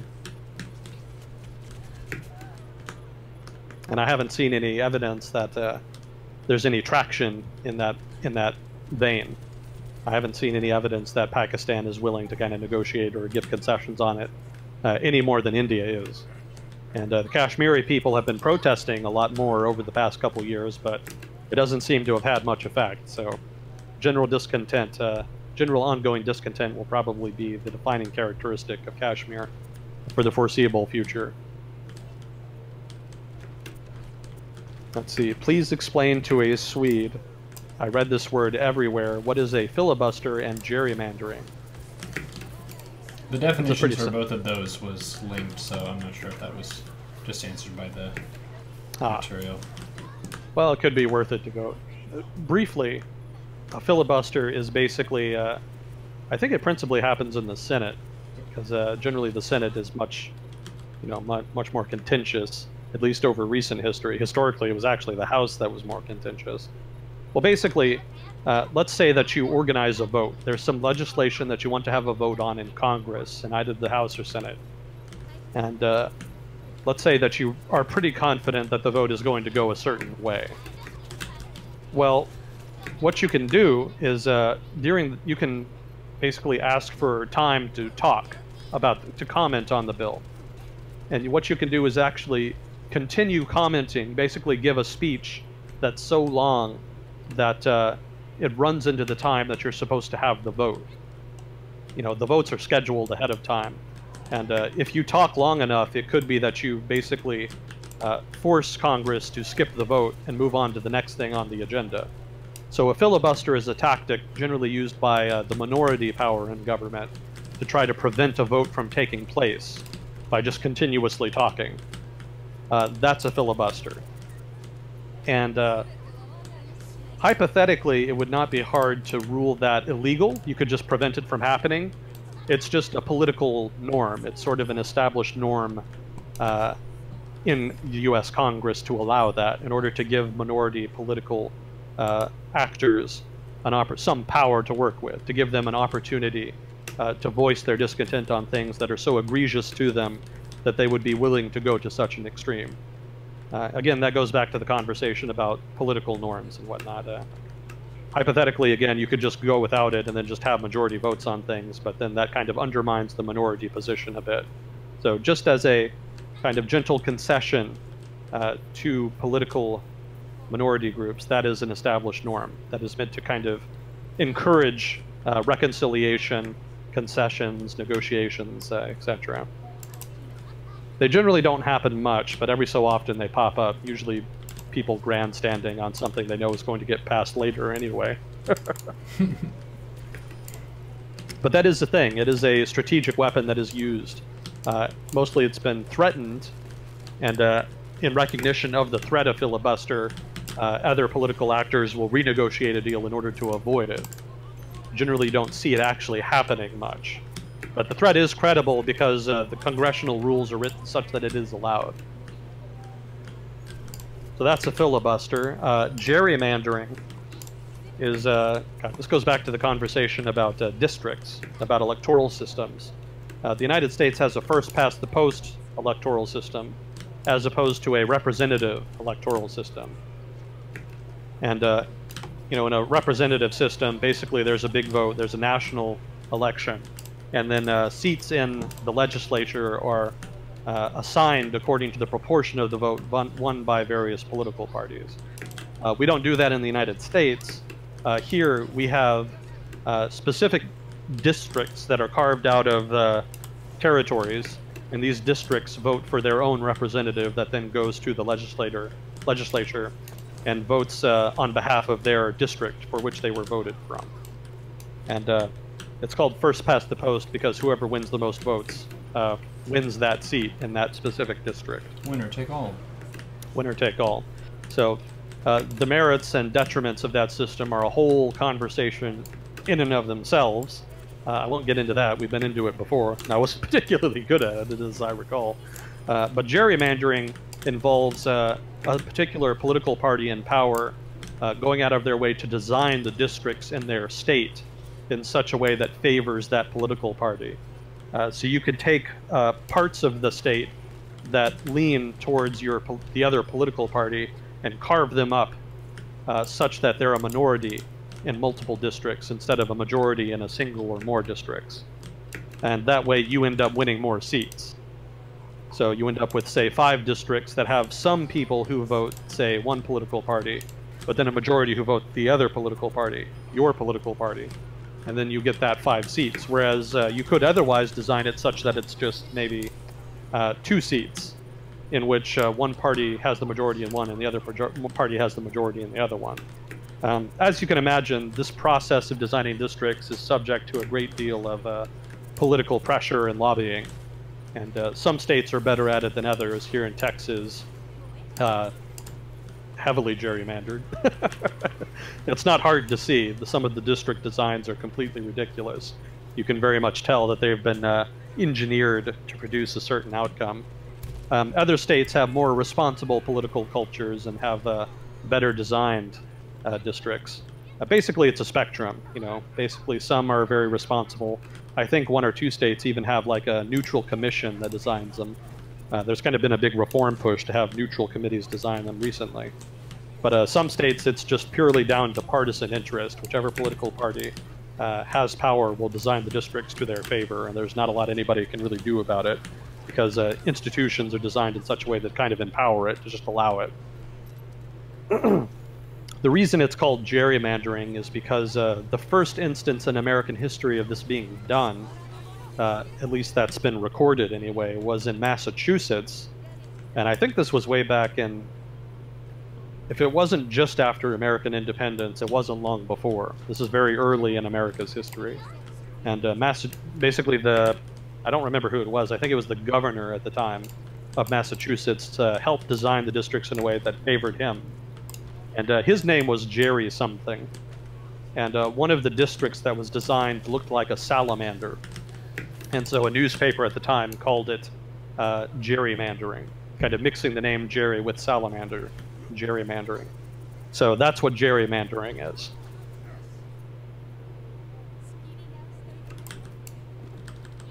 So that's pretty straightforward. Mm-hmm. Technical questions are like that. Have nice finite endpoints. Yep. We don't need to meander too much. Let's see. How big of an impact do forums like the WEF have on global politics or the economy, since it's about knowledge, quote unquote, rather than policies? Pretty much none. It's a nice space to exchange ideas, but a lot of the major negotiations that happen on the international sphere, as far as international politics goes, a lot of that happens in other forums or bilaterally. In terms of economics, economic actors don't wait around for, they don't wait for this once-a-year meeting to come and talk to other economic actors.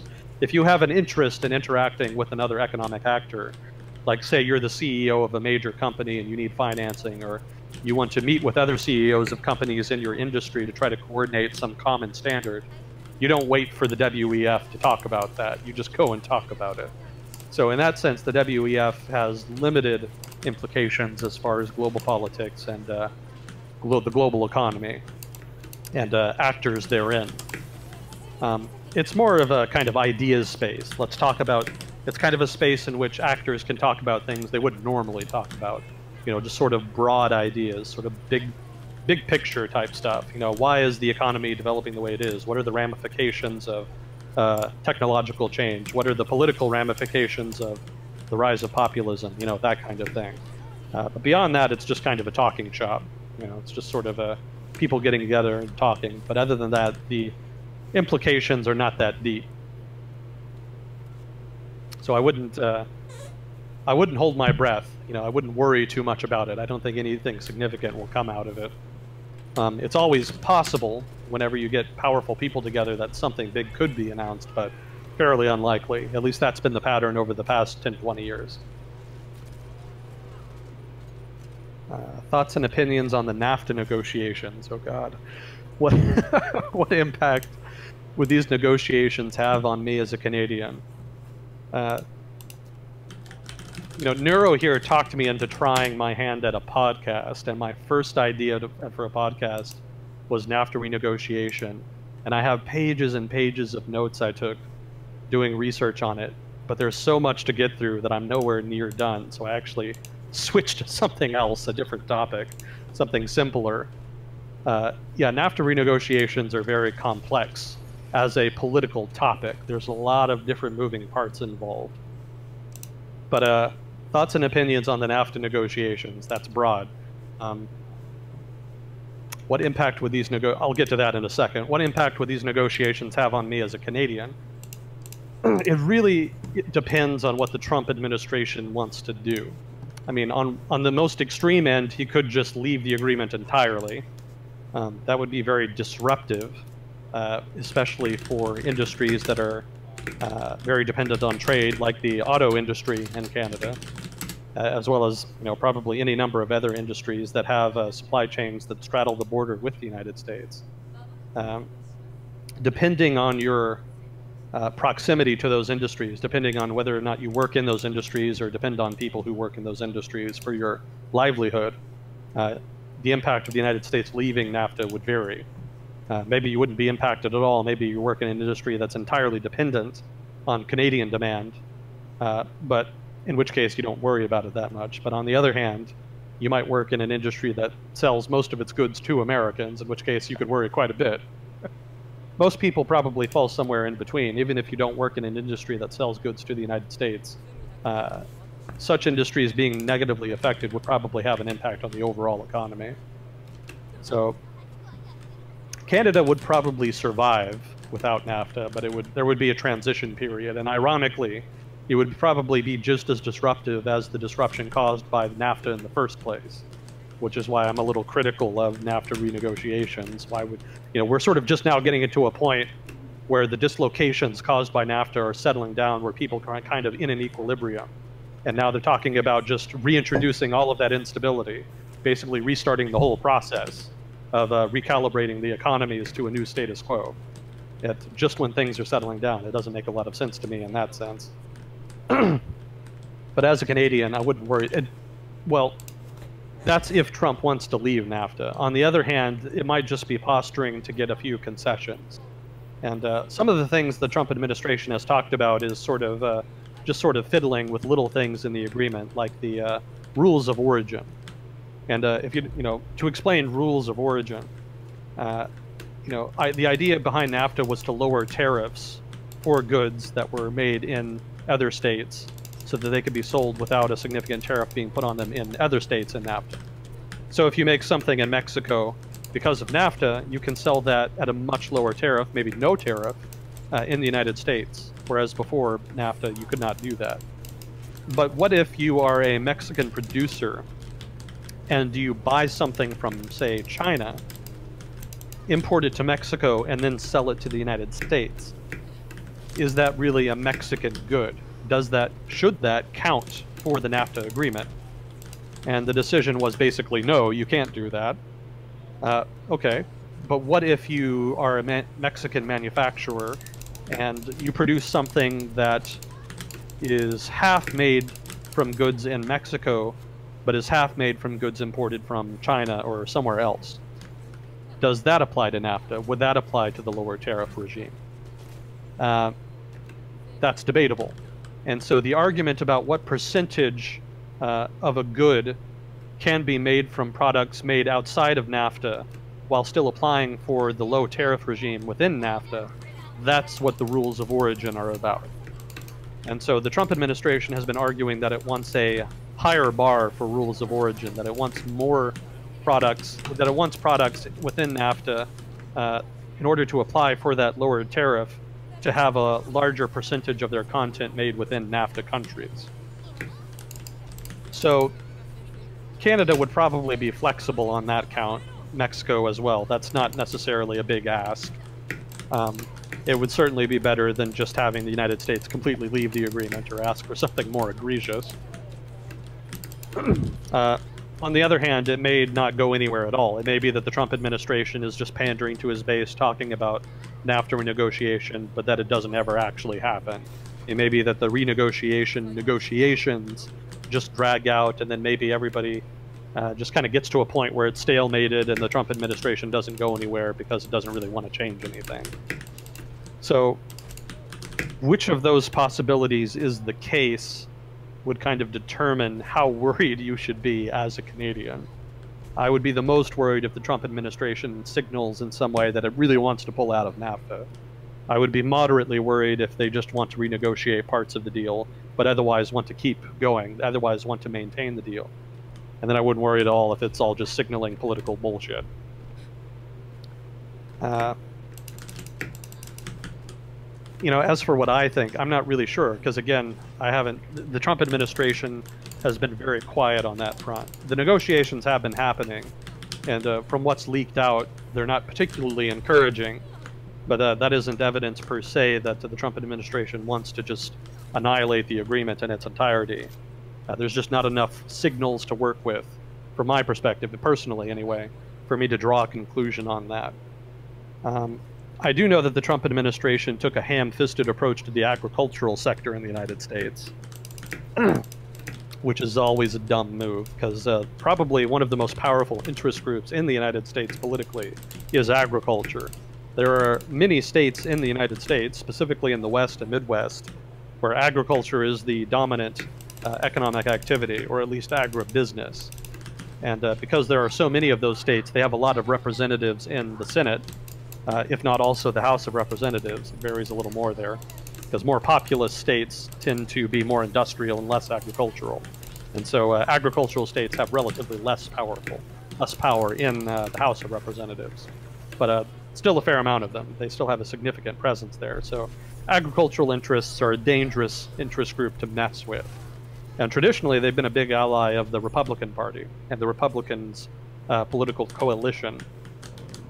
And they like NAFTA because they get to sell their agricultural goods in Canada and Mexico without significant tariffs. And they don't get a lot of competition in return. Canada, well, maybe a little bit Canada, but not so much Mexico, are major agricultural competitors.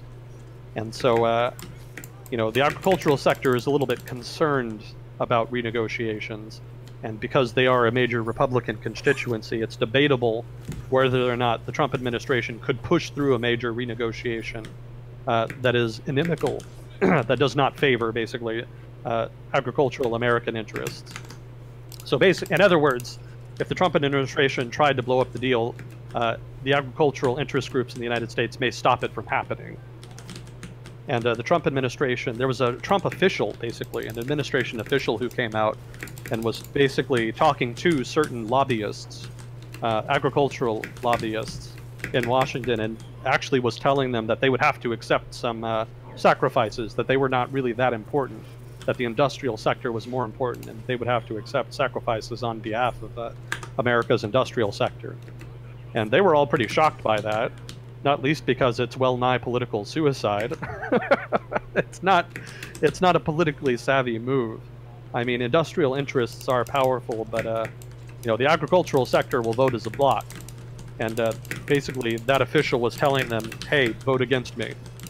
Or tell your officials in Congress, your representatives in Congress, to vote against this initiative.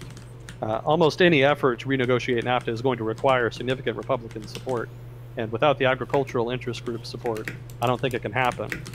So that then begs the question, well, to finish that thought, the Trump administration does not seem to be aware of that political dynamic. And that suggests a fair amount of ignorance on the part of their negotiating team, for one. But also that it may just be all pandering. It may all just be signaling. It may not be a substantive renegotiation. If it is substantive and they're that ignorant, that doesn't speak well to the end game. But more to the point, this overarching issue of the agricultural lobby speaks to whether or not the Senate, or rather Congress, could stop the Trump administration from pulling out of the agreement completely. And that's actually ambiguous, which I thought that was interesting. Congress has to ratify a trade agreement or any international agreement that the United States or that the president signs on behalf of the United States. If it's not ratified by Congress, then it's not in effect. That's how the United States ended up not joining the League of Nations after World War I. Woodrow Wilson, I think it was, signed the agreement to get the United States in, but Congress never ratified it, so it didn't happen. So you would think then that Congress, having ratified NAFTA, would have a role in rescinding it. You would think that they could hypothetically stop a president from just scrapping the agreement. It turns out that might not actually be the case. It might be that the president has authority, according to some trade legislation passed in the, I think it was the mid-20th century, that might allow him to unilaterally scrap a trade treaty, which is disconcerting if you're pro-NAFTA, as a lot of people are in agricultural states. So if it did come to that, if the Trump administration did move explicitly to upend NAFTA, that may create a minor constitutional crisis, because then there would be significant pressure on Congress from the agricultural lobby to act to stop it. So Congress, of course, would argue that any rescinding of a major trade agreement would require their okay. And then, of course, the Trump administration would argue, based on that legislation that I mentioned, that they would be able to do it unilaterally. That would probably end up in the Supreme Court, I would imagine. But given that it takes some time for things like that to be worked through the court system, it might take a couple months, maybe up to a year, for that court case to actually happen. And in the meantime, NAFTA would be upheld. And furthermore, if Congress suspected an unfavorable ruling by the Supreme Court in that, they could hypothetically pass legislation that gave them the power to stop the president from unilaterally scrapping deals. Congress in that case would be kind of flexing its muscle. Congress was technically designed to be the most powerful institution in the United States. We do have a balance of power between, checks and balances and whatnot, but Congress was kind of meant to be the first among equals in that regard. And so they could change the law to make it explicitly within Congress's remit to scrap, to not only pass, but also scrap international trade agreements, if not international agreements in general. For now, they could do that right now and just head the whole thing off at the pass, stop the whole issue from arising as a crisis in the first place. But Republicans would probably rather not start a major issue that could result in a break with Trump, and more importantly, his supporters, just before a major midterm election upcoming in 2018. So they'll probably just sit back and hope that it doesn't turn into an issue. And maybe they even know that the Trump administration isn't really all that serious about significantly changing NAFTA, in which case it wasn't an issue to begin with. Also, make sure your voter registration is up to date.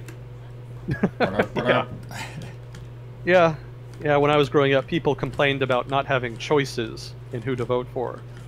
Well, you got your choices. Don't complain that you don't have a choice. Well, we get choices. The argument is, do we have good choices? Hey, that was never part of the original complaint. Nobody said, I'm upset that I don't have good choices. They just said, I just wish I had a choice. Oh. Careful what you wish for. Yeah, if you want good choices, that's a whole other problem. That's, I keep coming back to it. That comes down to political norms and social norms. If your political culture is healthy, then you generally have good choices. When it's not, then you end up with bad choices. But when it comes to political culture, it's not an easy thing to change. It's not an easy thing to improve once it starts to deteriorate. That takes a collective social effort to sort of mutually recognize that there are some things that you cannot have in politics. There are some things that you just have to compromise and give up on. And at that point, you can kind of take the next step of agreeing that there are some norms that everybody should recognize and adhere to. You can pass some rules and whatnot, but ultimately, if somebody wants to break a norm, they're going to. There's not a lot you can do about it. So it's important that everybody in society collectively agrees that, okay, compromise is the norm. We're not going to ask too much of the other political group, political opponents. And we're going to have certain procedures and whatnot that we adhere to in order to facilitate compromise and good governance. That's how you ensure you have good choices. If that breaks down, then you kind of get what we have now, which is sort of dislocation and chaos and sort of a perpetual discontent, perpetual partisan gridlock and competition. It's not as bad as it could be. It could get worse. Hopefully it doesn't get worse. That could lead to a complete breakdown, but for now it's still at manageable levels. And that's kind of a whole other conversation in and of itself. We talked about that before. But at least it's still manageable. Anyway, those are some thoughts on NAFTA and the negotiations. Hypothetically, someday I'll have a podcast episode out on it. It'll probably be 10 parts and be horrifically boring, but yeah, I've got the research on that in the pipe. It's being worked on. Nice. I'm excited. I did finish the Syria podcast for the most part. First 2 parts anyway. I'm still working. I have to do editing on part 3, but the recording is done, so that's on SoundCloud now. I could put out a link if you want. Where is that? Sure, do it. You can put it in the Discord or... Yeah, I'll put it in Discord. It's not very good, it's more of a pilot episode, but if anybody's interested in like an introduction to the Syrian civil war, I kind of get into that there. So if anybody's at all interested in that, feel free to get in to kind of check it out. And I definitely welcome feedback on that, because I know it's not great. First time trying it, so there's bound to be issues. So anyway, shameless self-promotion aside. Let's see, what was the next question? Oh, and if there are more questions about NAFTA, if I didn't quite get to the root of what this person was asking about NAFTA in Canada, ask again. I can get more into it if need be, if they wish. And I sometimes go on these long meandering answers and kind of forget the original point of the question, and kind of miss it, or maybe misinterpret a question, and so kind of miss the point of it. So if that's the case, feel free to comment, and I'm happy to try to kind of get back to it and answer more accurately, I guess. Let's see, the next one was, there was the North Carolina congressional map that was ruled unconstitutional the other week. I remember that. Are there other effects, say lawsuits about other districts, that are happening because of that? Yeah, there's, I think Wisconsin is the other one that's moving through the court system. And that's going to the Supreme Court, I think. North Carolina. I can't remember if the North Carolina case went to the Supreme Court or not. Regardless, the whole thing is very controversial, because the whole process of designing districts is inherently subjective. So how can you tell it's gerrymandered? Well, there are some telltale signs. If the districts are horrifically misshapen, that's kind of a giveaway. But let's say that you have a kind of balanced design for your districts. Could you not then argue still that one part or the other is disadvantaged and that they were gerrymandered? Hypothetically, regardless of how you design them, some party or group will be advantaged over another, and that could be grounds for a lawsuit on gerrymandering. That could be the grounds for an accusation of gerrymandering. So given the subjective nature of the process of designing districts, there's an argument to be made that the courts should not really be involved, because then there's an incentive created on the part of political actors to accuse their rivals of gerrymandering, whether they did or not, just so that they can overturn the districts as their district design as it is, in order to try to get a more favorable district design. Basically politicizing the whole process of designing districts, even more than it is already. So that's the argument against the courts being involved. Of course, the argument for the courts being involved is that, yes, it's a subjective process, but surely there's a role for government in preventing the most egregious abuses of gerrymandering. Surely there is some standard at which we could say, this is as bad as it should be. We may not be able to stop it completely, but here's the maximum allowable amount of gerrymandering abuse we'll tolerate. Hypothetically, you could do something like a neutral committee trying to do it, but then you get into the whole issue of, well, who's really neutral? And how do you even do a neutral design? Again, inherently subjective process. So there are other cases moving through. I think the Wisconsin one is the one that comes to mind. I hope I'm getting that right, because it's been a while since I read about it.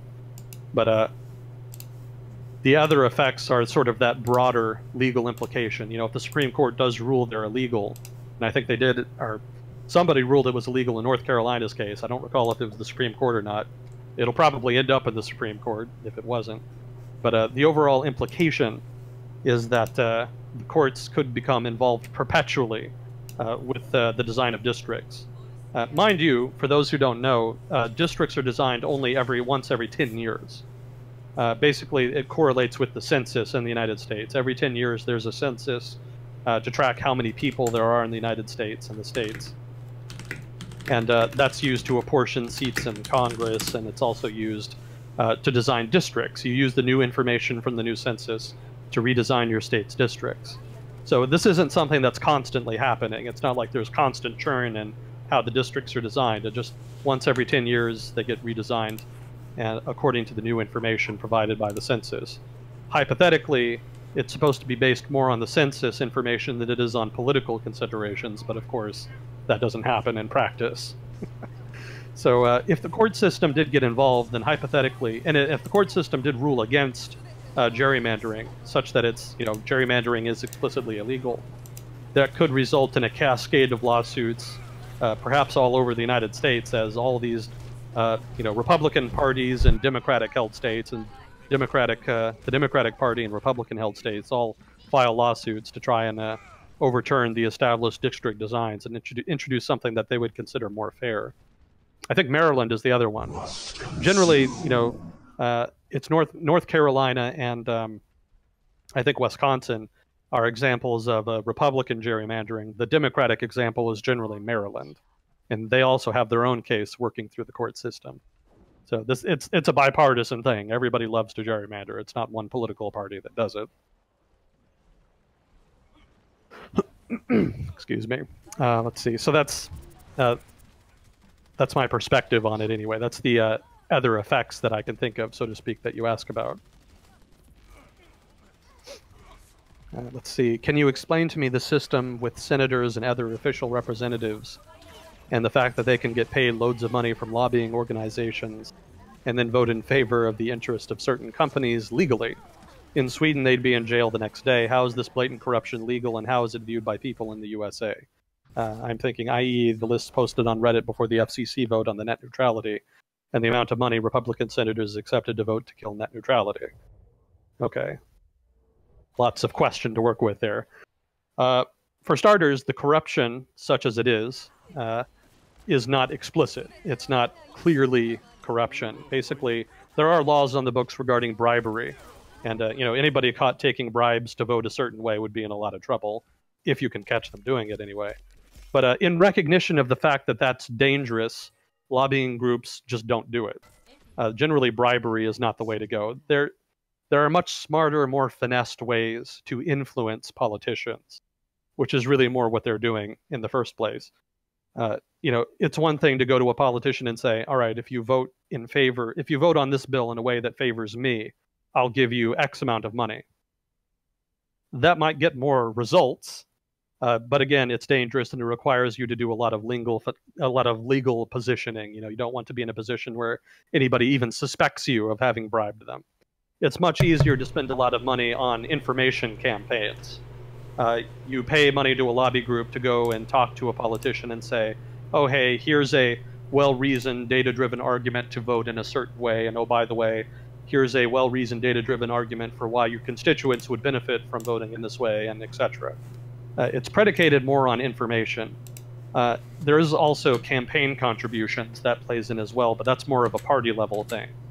Generally, campaign contributions that are made go to, say, the Democratic National Committee or the Republican National Committee and get redistributed to whomever they think needs it, whatever strategic election is happening. The recent election in Alabama is an example. There was a whole shit ton of money spent on that. Not the Roy Moore one. There was another one before that in which a Democrat was trying to upend a Republican and then failed miserably because, of course, he did. It's Alabama, or whichever southern state it was. But a huge amount of money was spent on that election by both political party committees because it was seen as very strategic. And so, the reason that politicians spend so much time asking for money to campaign with is not so much so that they can use it themselves, it's so that they can funnel it into the party committee and so that the party committee can then use that in elections where they see fit. A good reform effort might be aimed at trying to stop that, because really central party committees should not be that influential in the political culture and the political system. And to be fair, in the United States, political parties are not nearly as powerful as they are in other political systems, but even what power they have, they kind of shouldn't have. They become more powerful because they are able to fling money around like that and pressure their political members into stumping for funds on their behalf. They really should not be spending most of their time asking for money. So a reform effort might be target, say, campaign transfers. One politician getting money has to spend that money on their own campaign instead of transferring it to the central committee. Or you could tax political party committee campaign spending at like 90% or something in order to discourage transfers to that effect. There would be freedom of speech issues there, though, so that's probably not going to happen. But just something in that vein, that's something that targets that specific dynamic and makes it more difficult, such that it doesn't define politics so much. Regardless, I'm getting off topic. To get back to the original question, corruption, if it does happen, is generally more indirect. And if your information campaign is not working, and you do want to go like the explicit corruption route, you wouldn't do it with bribery. You would do it with campaign contributions, or you would pay for the tuition of a politician's child. That happens a fair amount. You give them little goodies, you pay for their trip to wherever, or you pay for them to go to a conference, you pay for them to stay at a hotel. Just a lot of indirect things. Maybe you pick up the electric bill at their house for a year. Just a lot of things that, basically the kind of things that they would spend money on if you bribed them.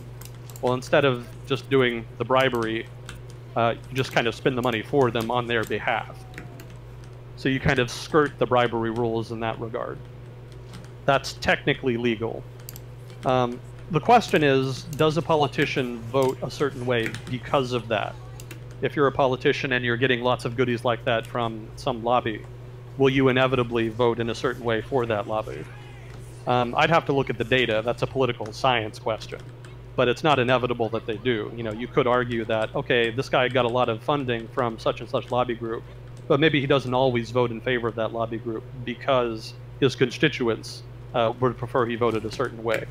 Or maybe he normally votes in favor of a certain lobbying group, but on a certain issue that comes up, his constituents feel differently, so he votes differently. So it may be that politicians generally vote for their constituents and their interests and their preferences, more specifically their preferences, but only votes in favor of a lobbying group when it does not conflict with that constituency. Again, that's a science question. You'd have to go in and look at the data to kind of flesh that out. That is a very specific question, so that wouldn't be hard to test if you did have the data. Because I'm sure somebody's, racked up a bunch of information about which such and such group has given such and such amount of money to such and such politician. I remember reading in an institutions class I took in grad school, there was a book, it was kind of an older book, but it was still well regarded, about how lobbying works, and how much pressure, how much lobbying actually influences voting, and the record in the 70s was kind of mixed. It's not the case that lobbyists always get their politician to vote the way they want. It's more of a constant battle to constantly try to influence their vote, and sometimes it works, sometimes it doesn't. Sometimes their interests align, sometimes lobbying groups' interests align with the preferences of a constituency. In that case, that politician will pretty much always vote in the preferred way. But that creates a question of, is he voting that way because of the lobbying support, or does it not really matter so much? So there is some overlap between constituency preferences and lobbying interests that makes it difficult to discern whether voting is occurring according to explicit lobbying interests or explicit constituent preferences, or something of a mix between them. And that's what I recall anyway. Again, if there's a political scientist or somebody who's more familiar with that particular topic than me, please do contribute in chat. I certainly welcome the conversations that happen in chat. They kind of add a lot of substance to the things we talk about that I forget or don't know about, or etc. So please do comment if you do know something in that vein.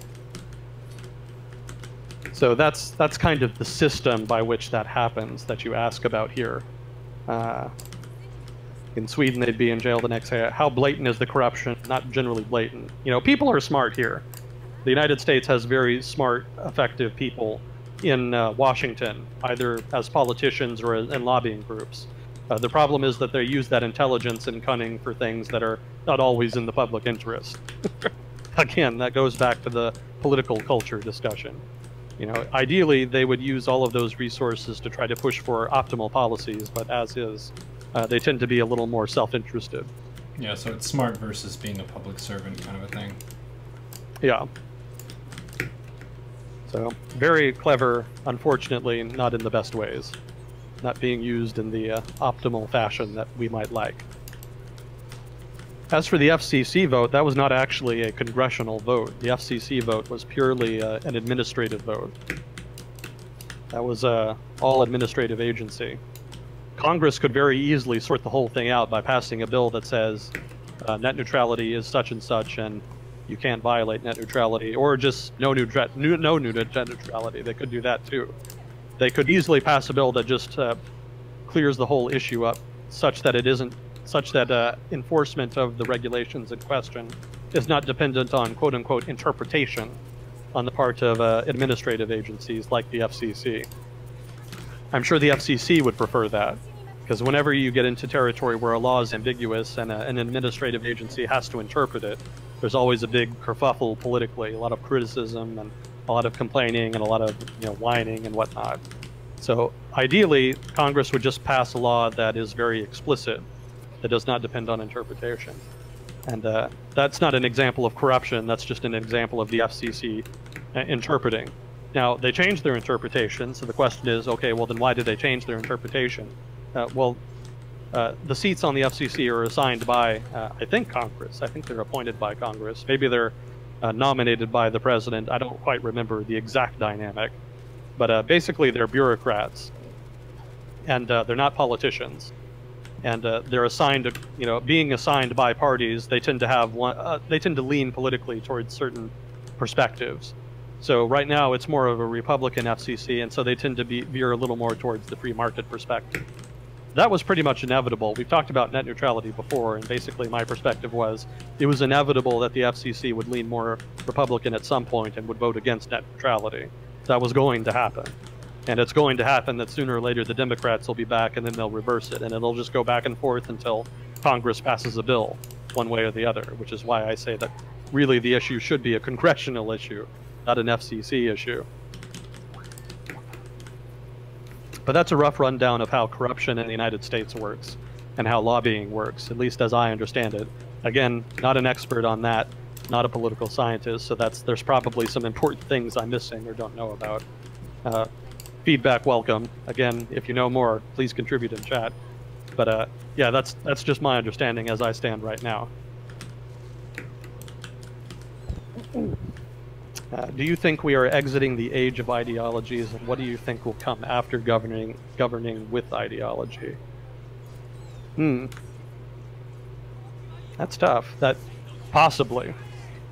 The most honest answer I could give is possibly, which is not a very satisfying answer. Well, ideology kind of replaced religion in a way. Religion was all about faith in God or the supernatural or the supreme or what have you. And as religion kind of faded as a social institution, ideology kind of picked up the slack.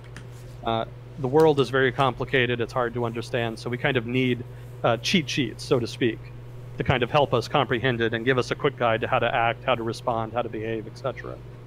When the world was simpler, religion kind of handled that, but as it got more complex with urbanization, industrialization, etc., people started abandoning religion, and ideology kind of gave people that quick and easy understanding that they needed.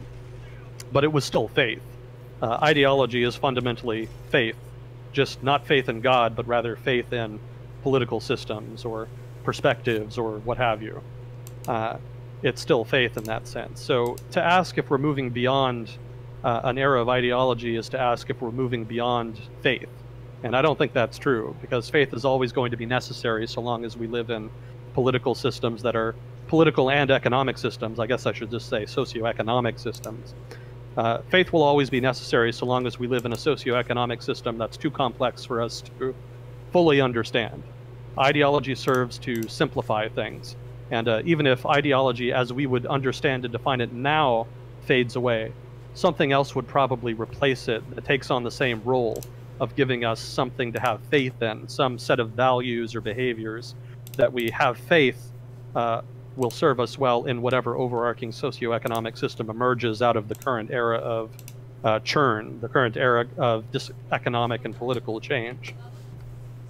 So maybe we're moving past ideology, but it'll probably just get replaced by something similar that helps us kind of deal on a personal level with all of the uncertainties of the new world order that's kind of emerging. So we're going from the Holy Roman Empire to the Holy Republican Party to holy shit dank memes. Well, I don't know how much comfort and security dank memes bring to people's lives, but in so much as they do, yes, you could make that argument. Let's see. Oh, political science person here. I remember from my legislative processes course, the data shows the lobby groups target candidates that already share their views. Yeah, that doesn't surprise me. So then that, again, that brings you back to the original question of, would they still vote? Are they voting for their constituents or for the lobbies? So if the lobbying group that gives them money, if their interests diverge from the interest of the politician's constituents, would the politician favor the lobbyist or the constituents? That would be the answer then that I would want to see, because that would kind of settle it more or less.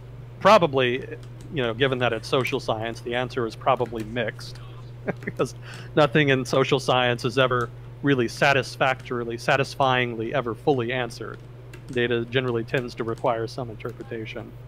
But yeah, that's kind of what I suspected. Lobbyists tend to target groups. Lobbyists tend to target politicians that already kind of are predisposed to vote in a preferential way. So we tapped out on questions.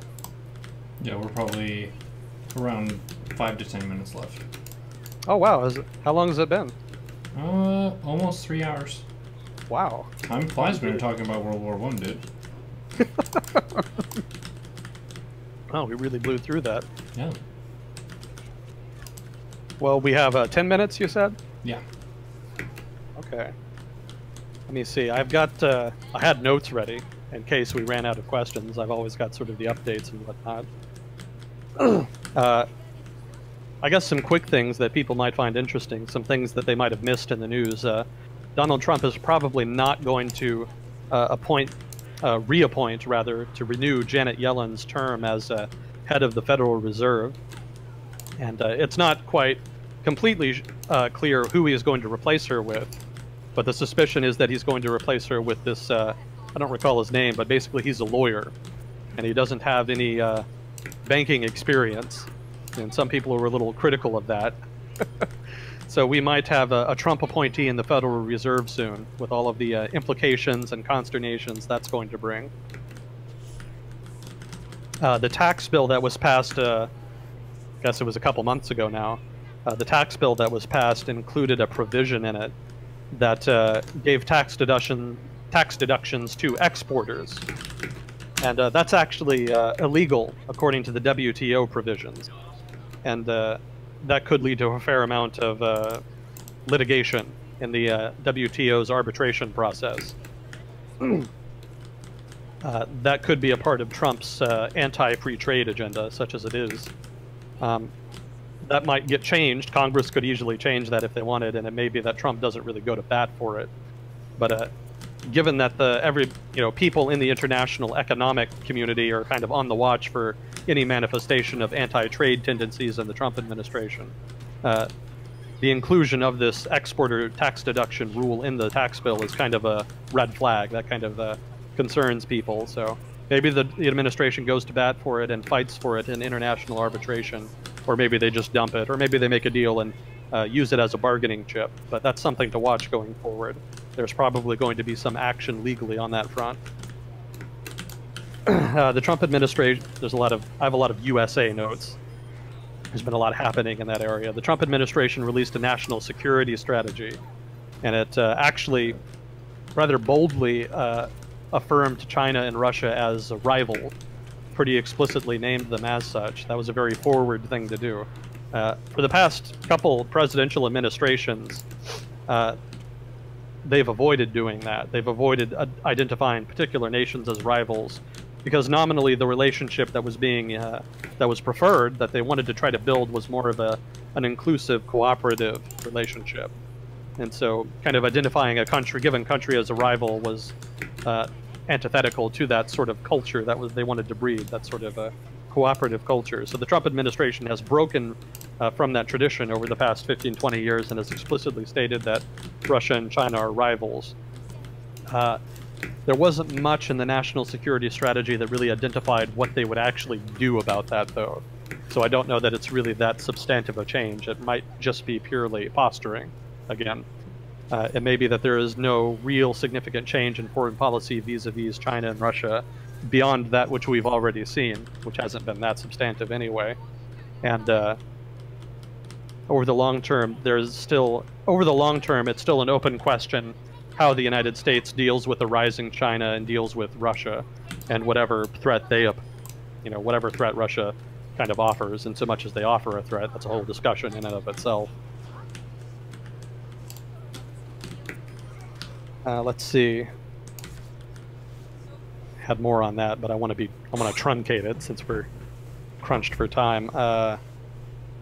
The Secretary of Defense here in the United States, James Mattis, released a statement, I think a week or two ago, saying that the United States would no longer have terrorism as its principal focus in its foreign policy, that it would shift to focusing on great power competition.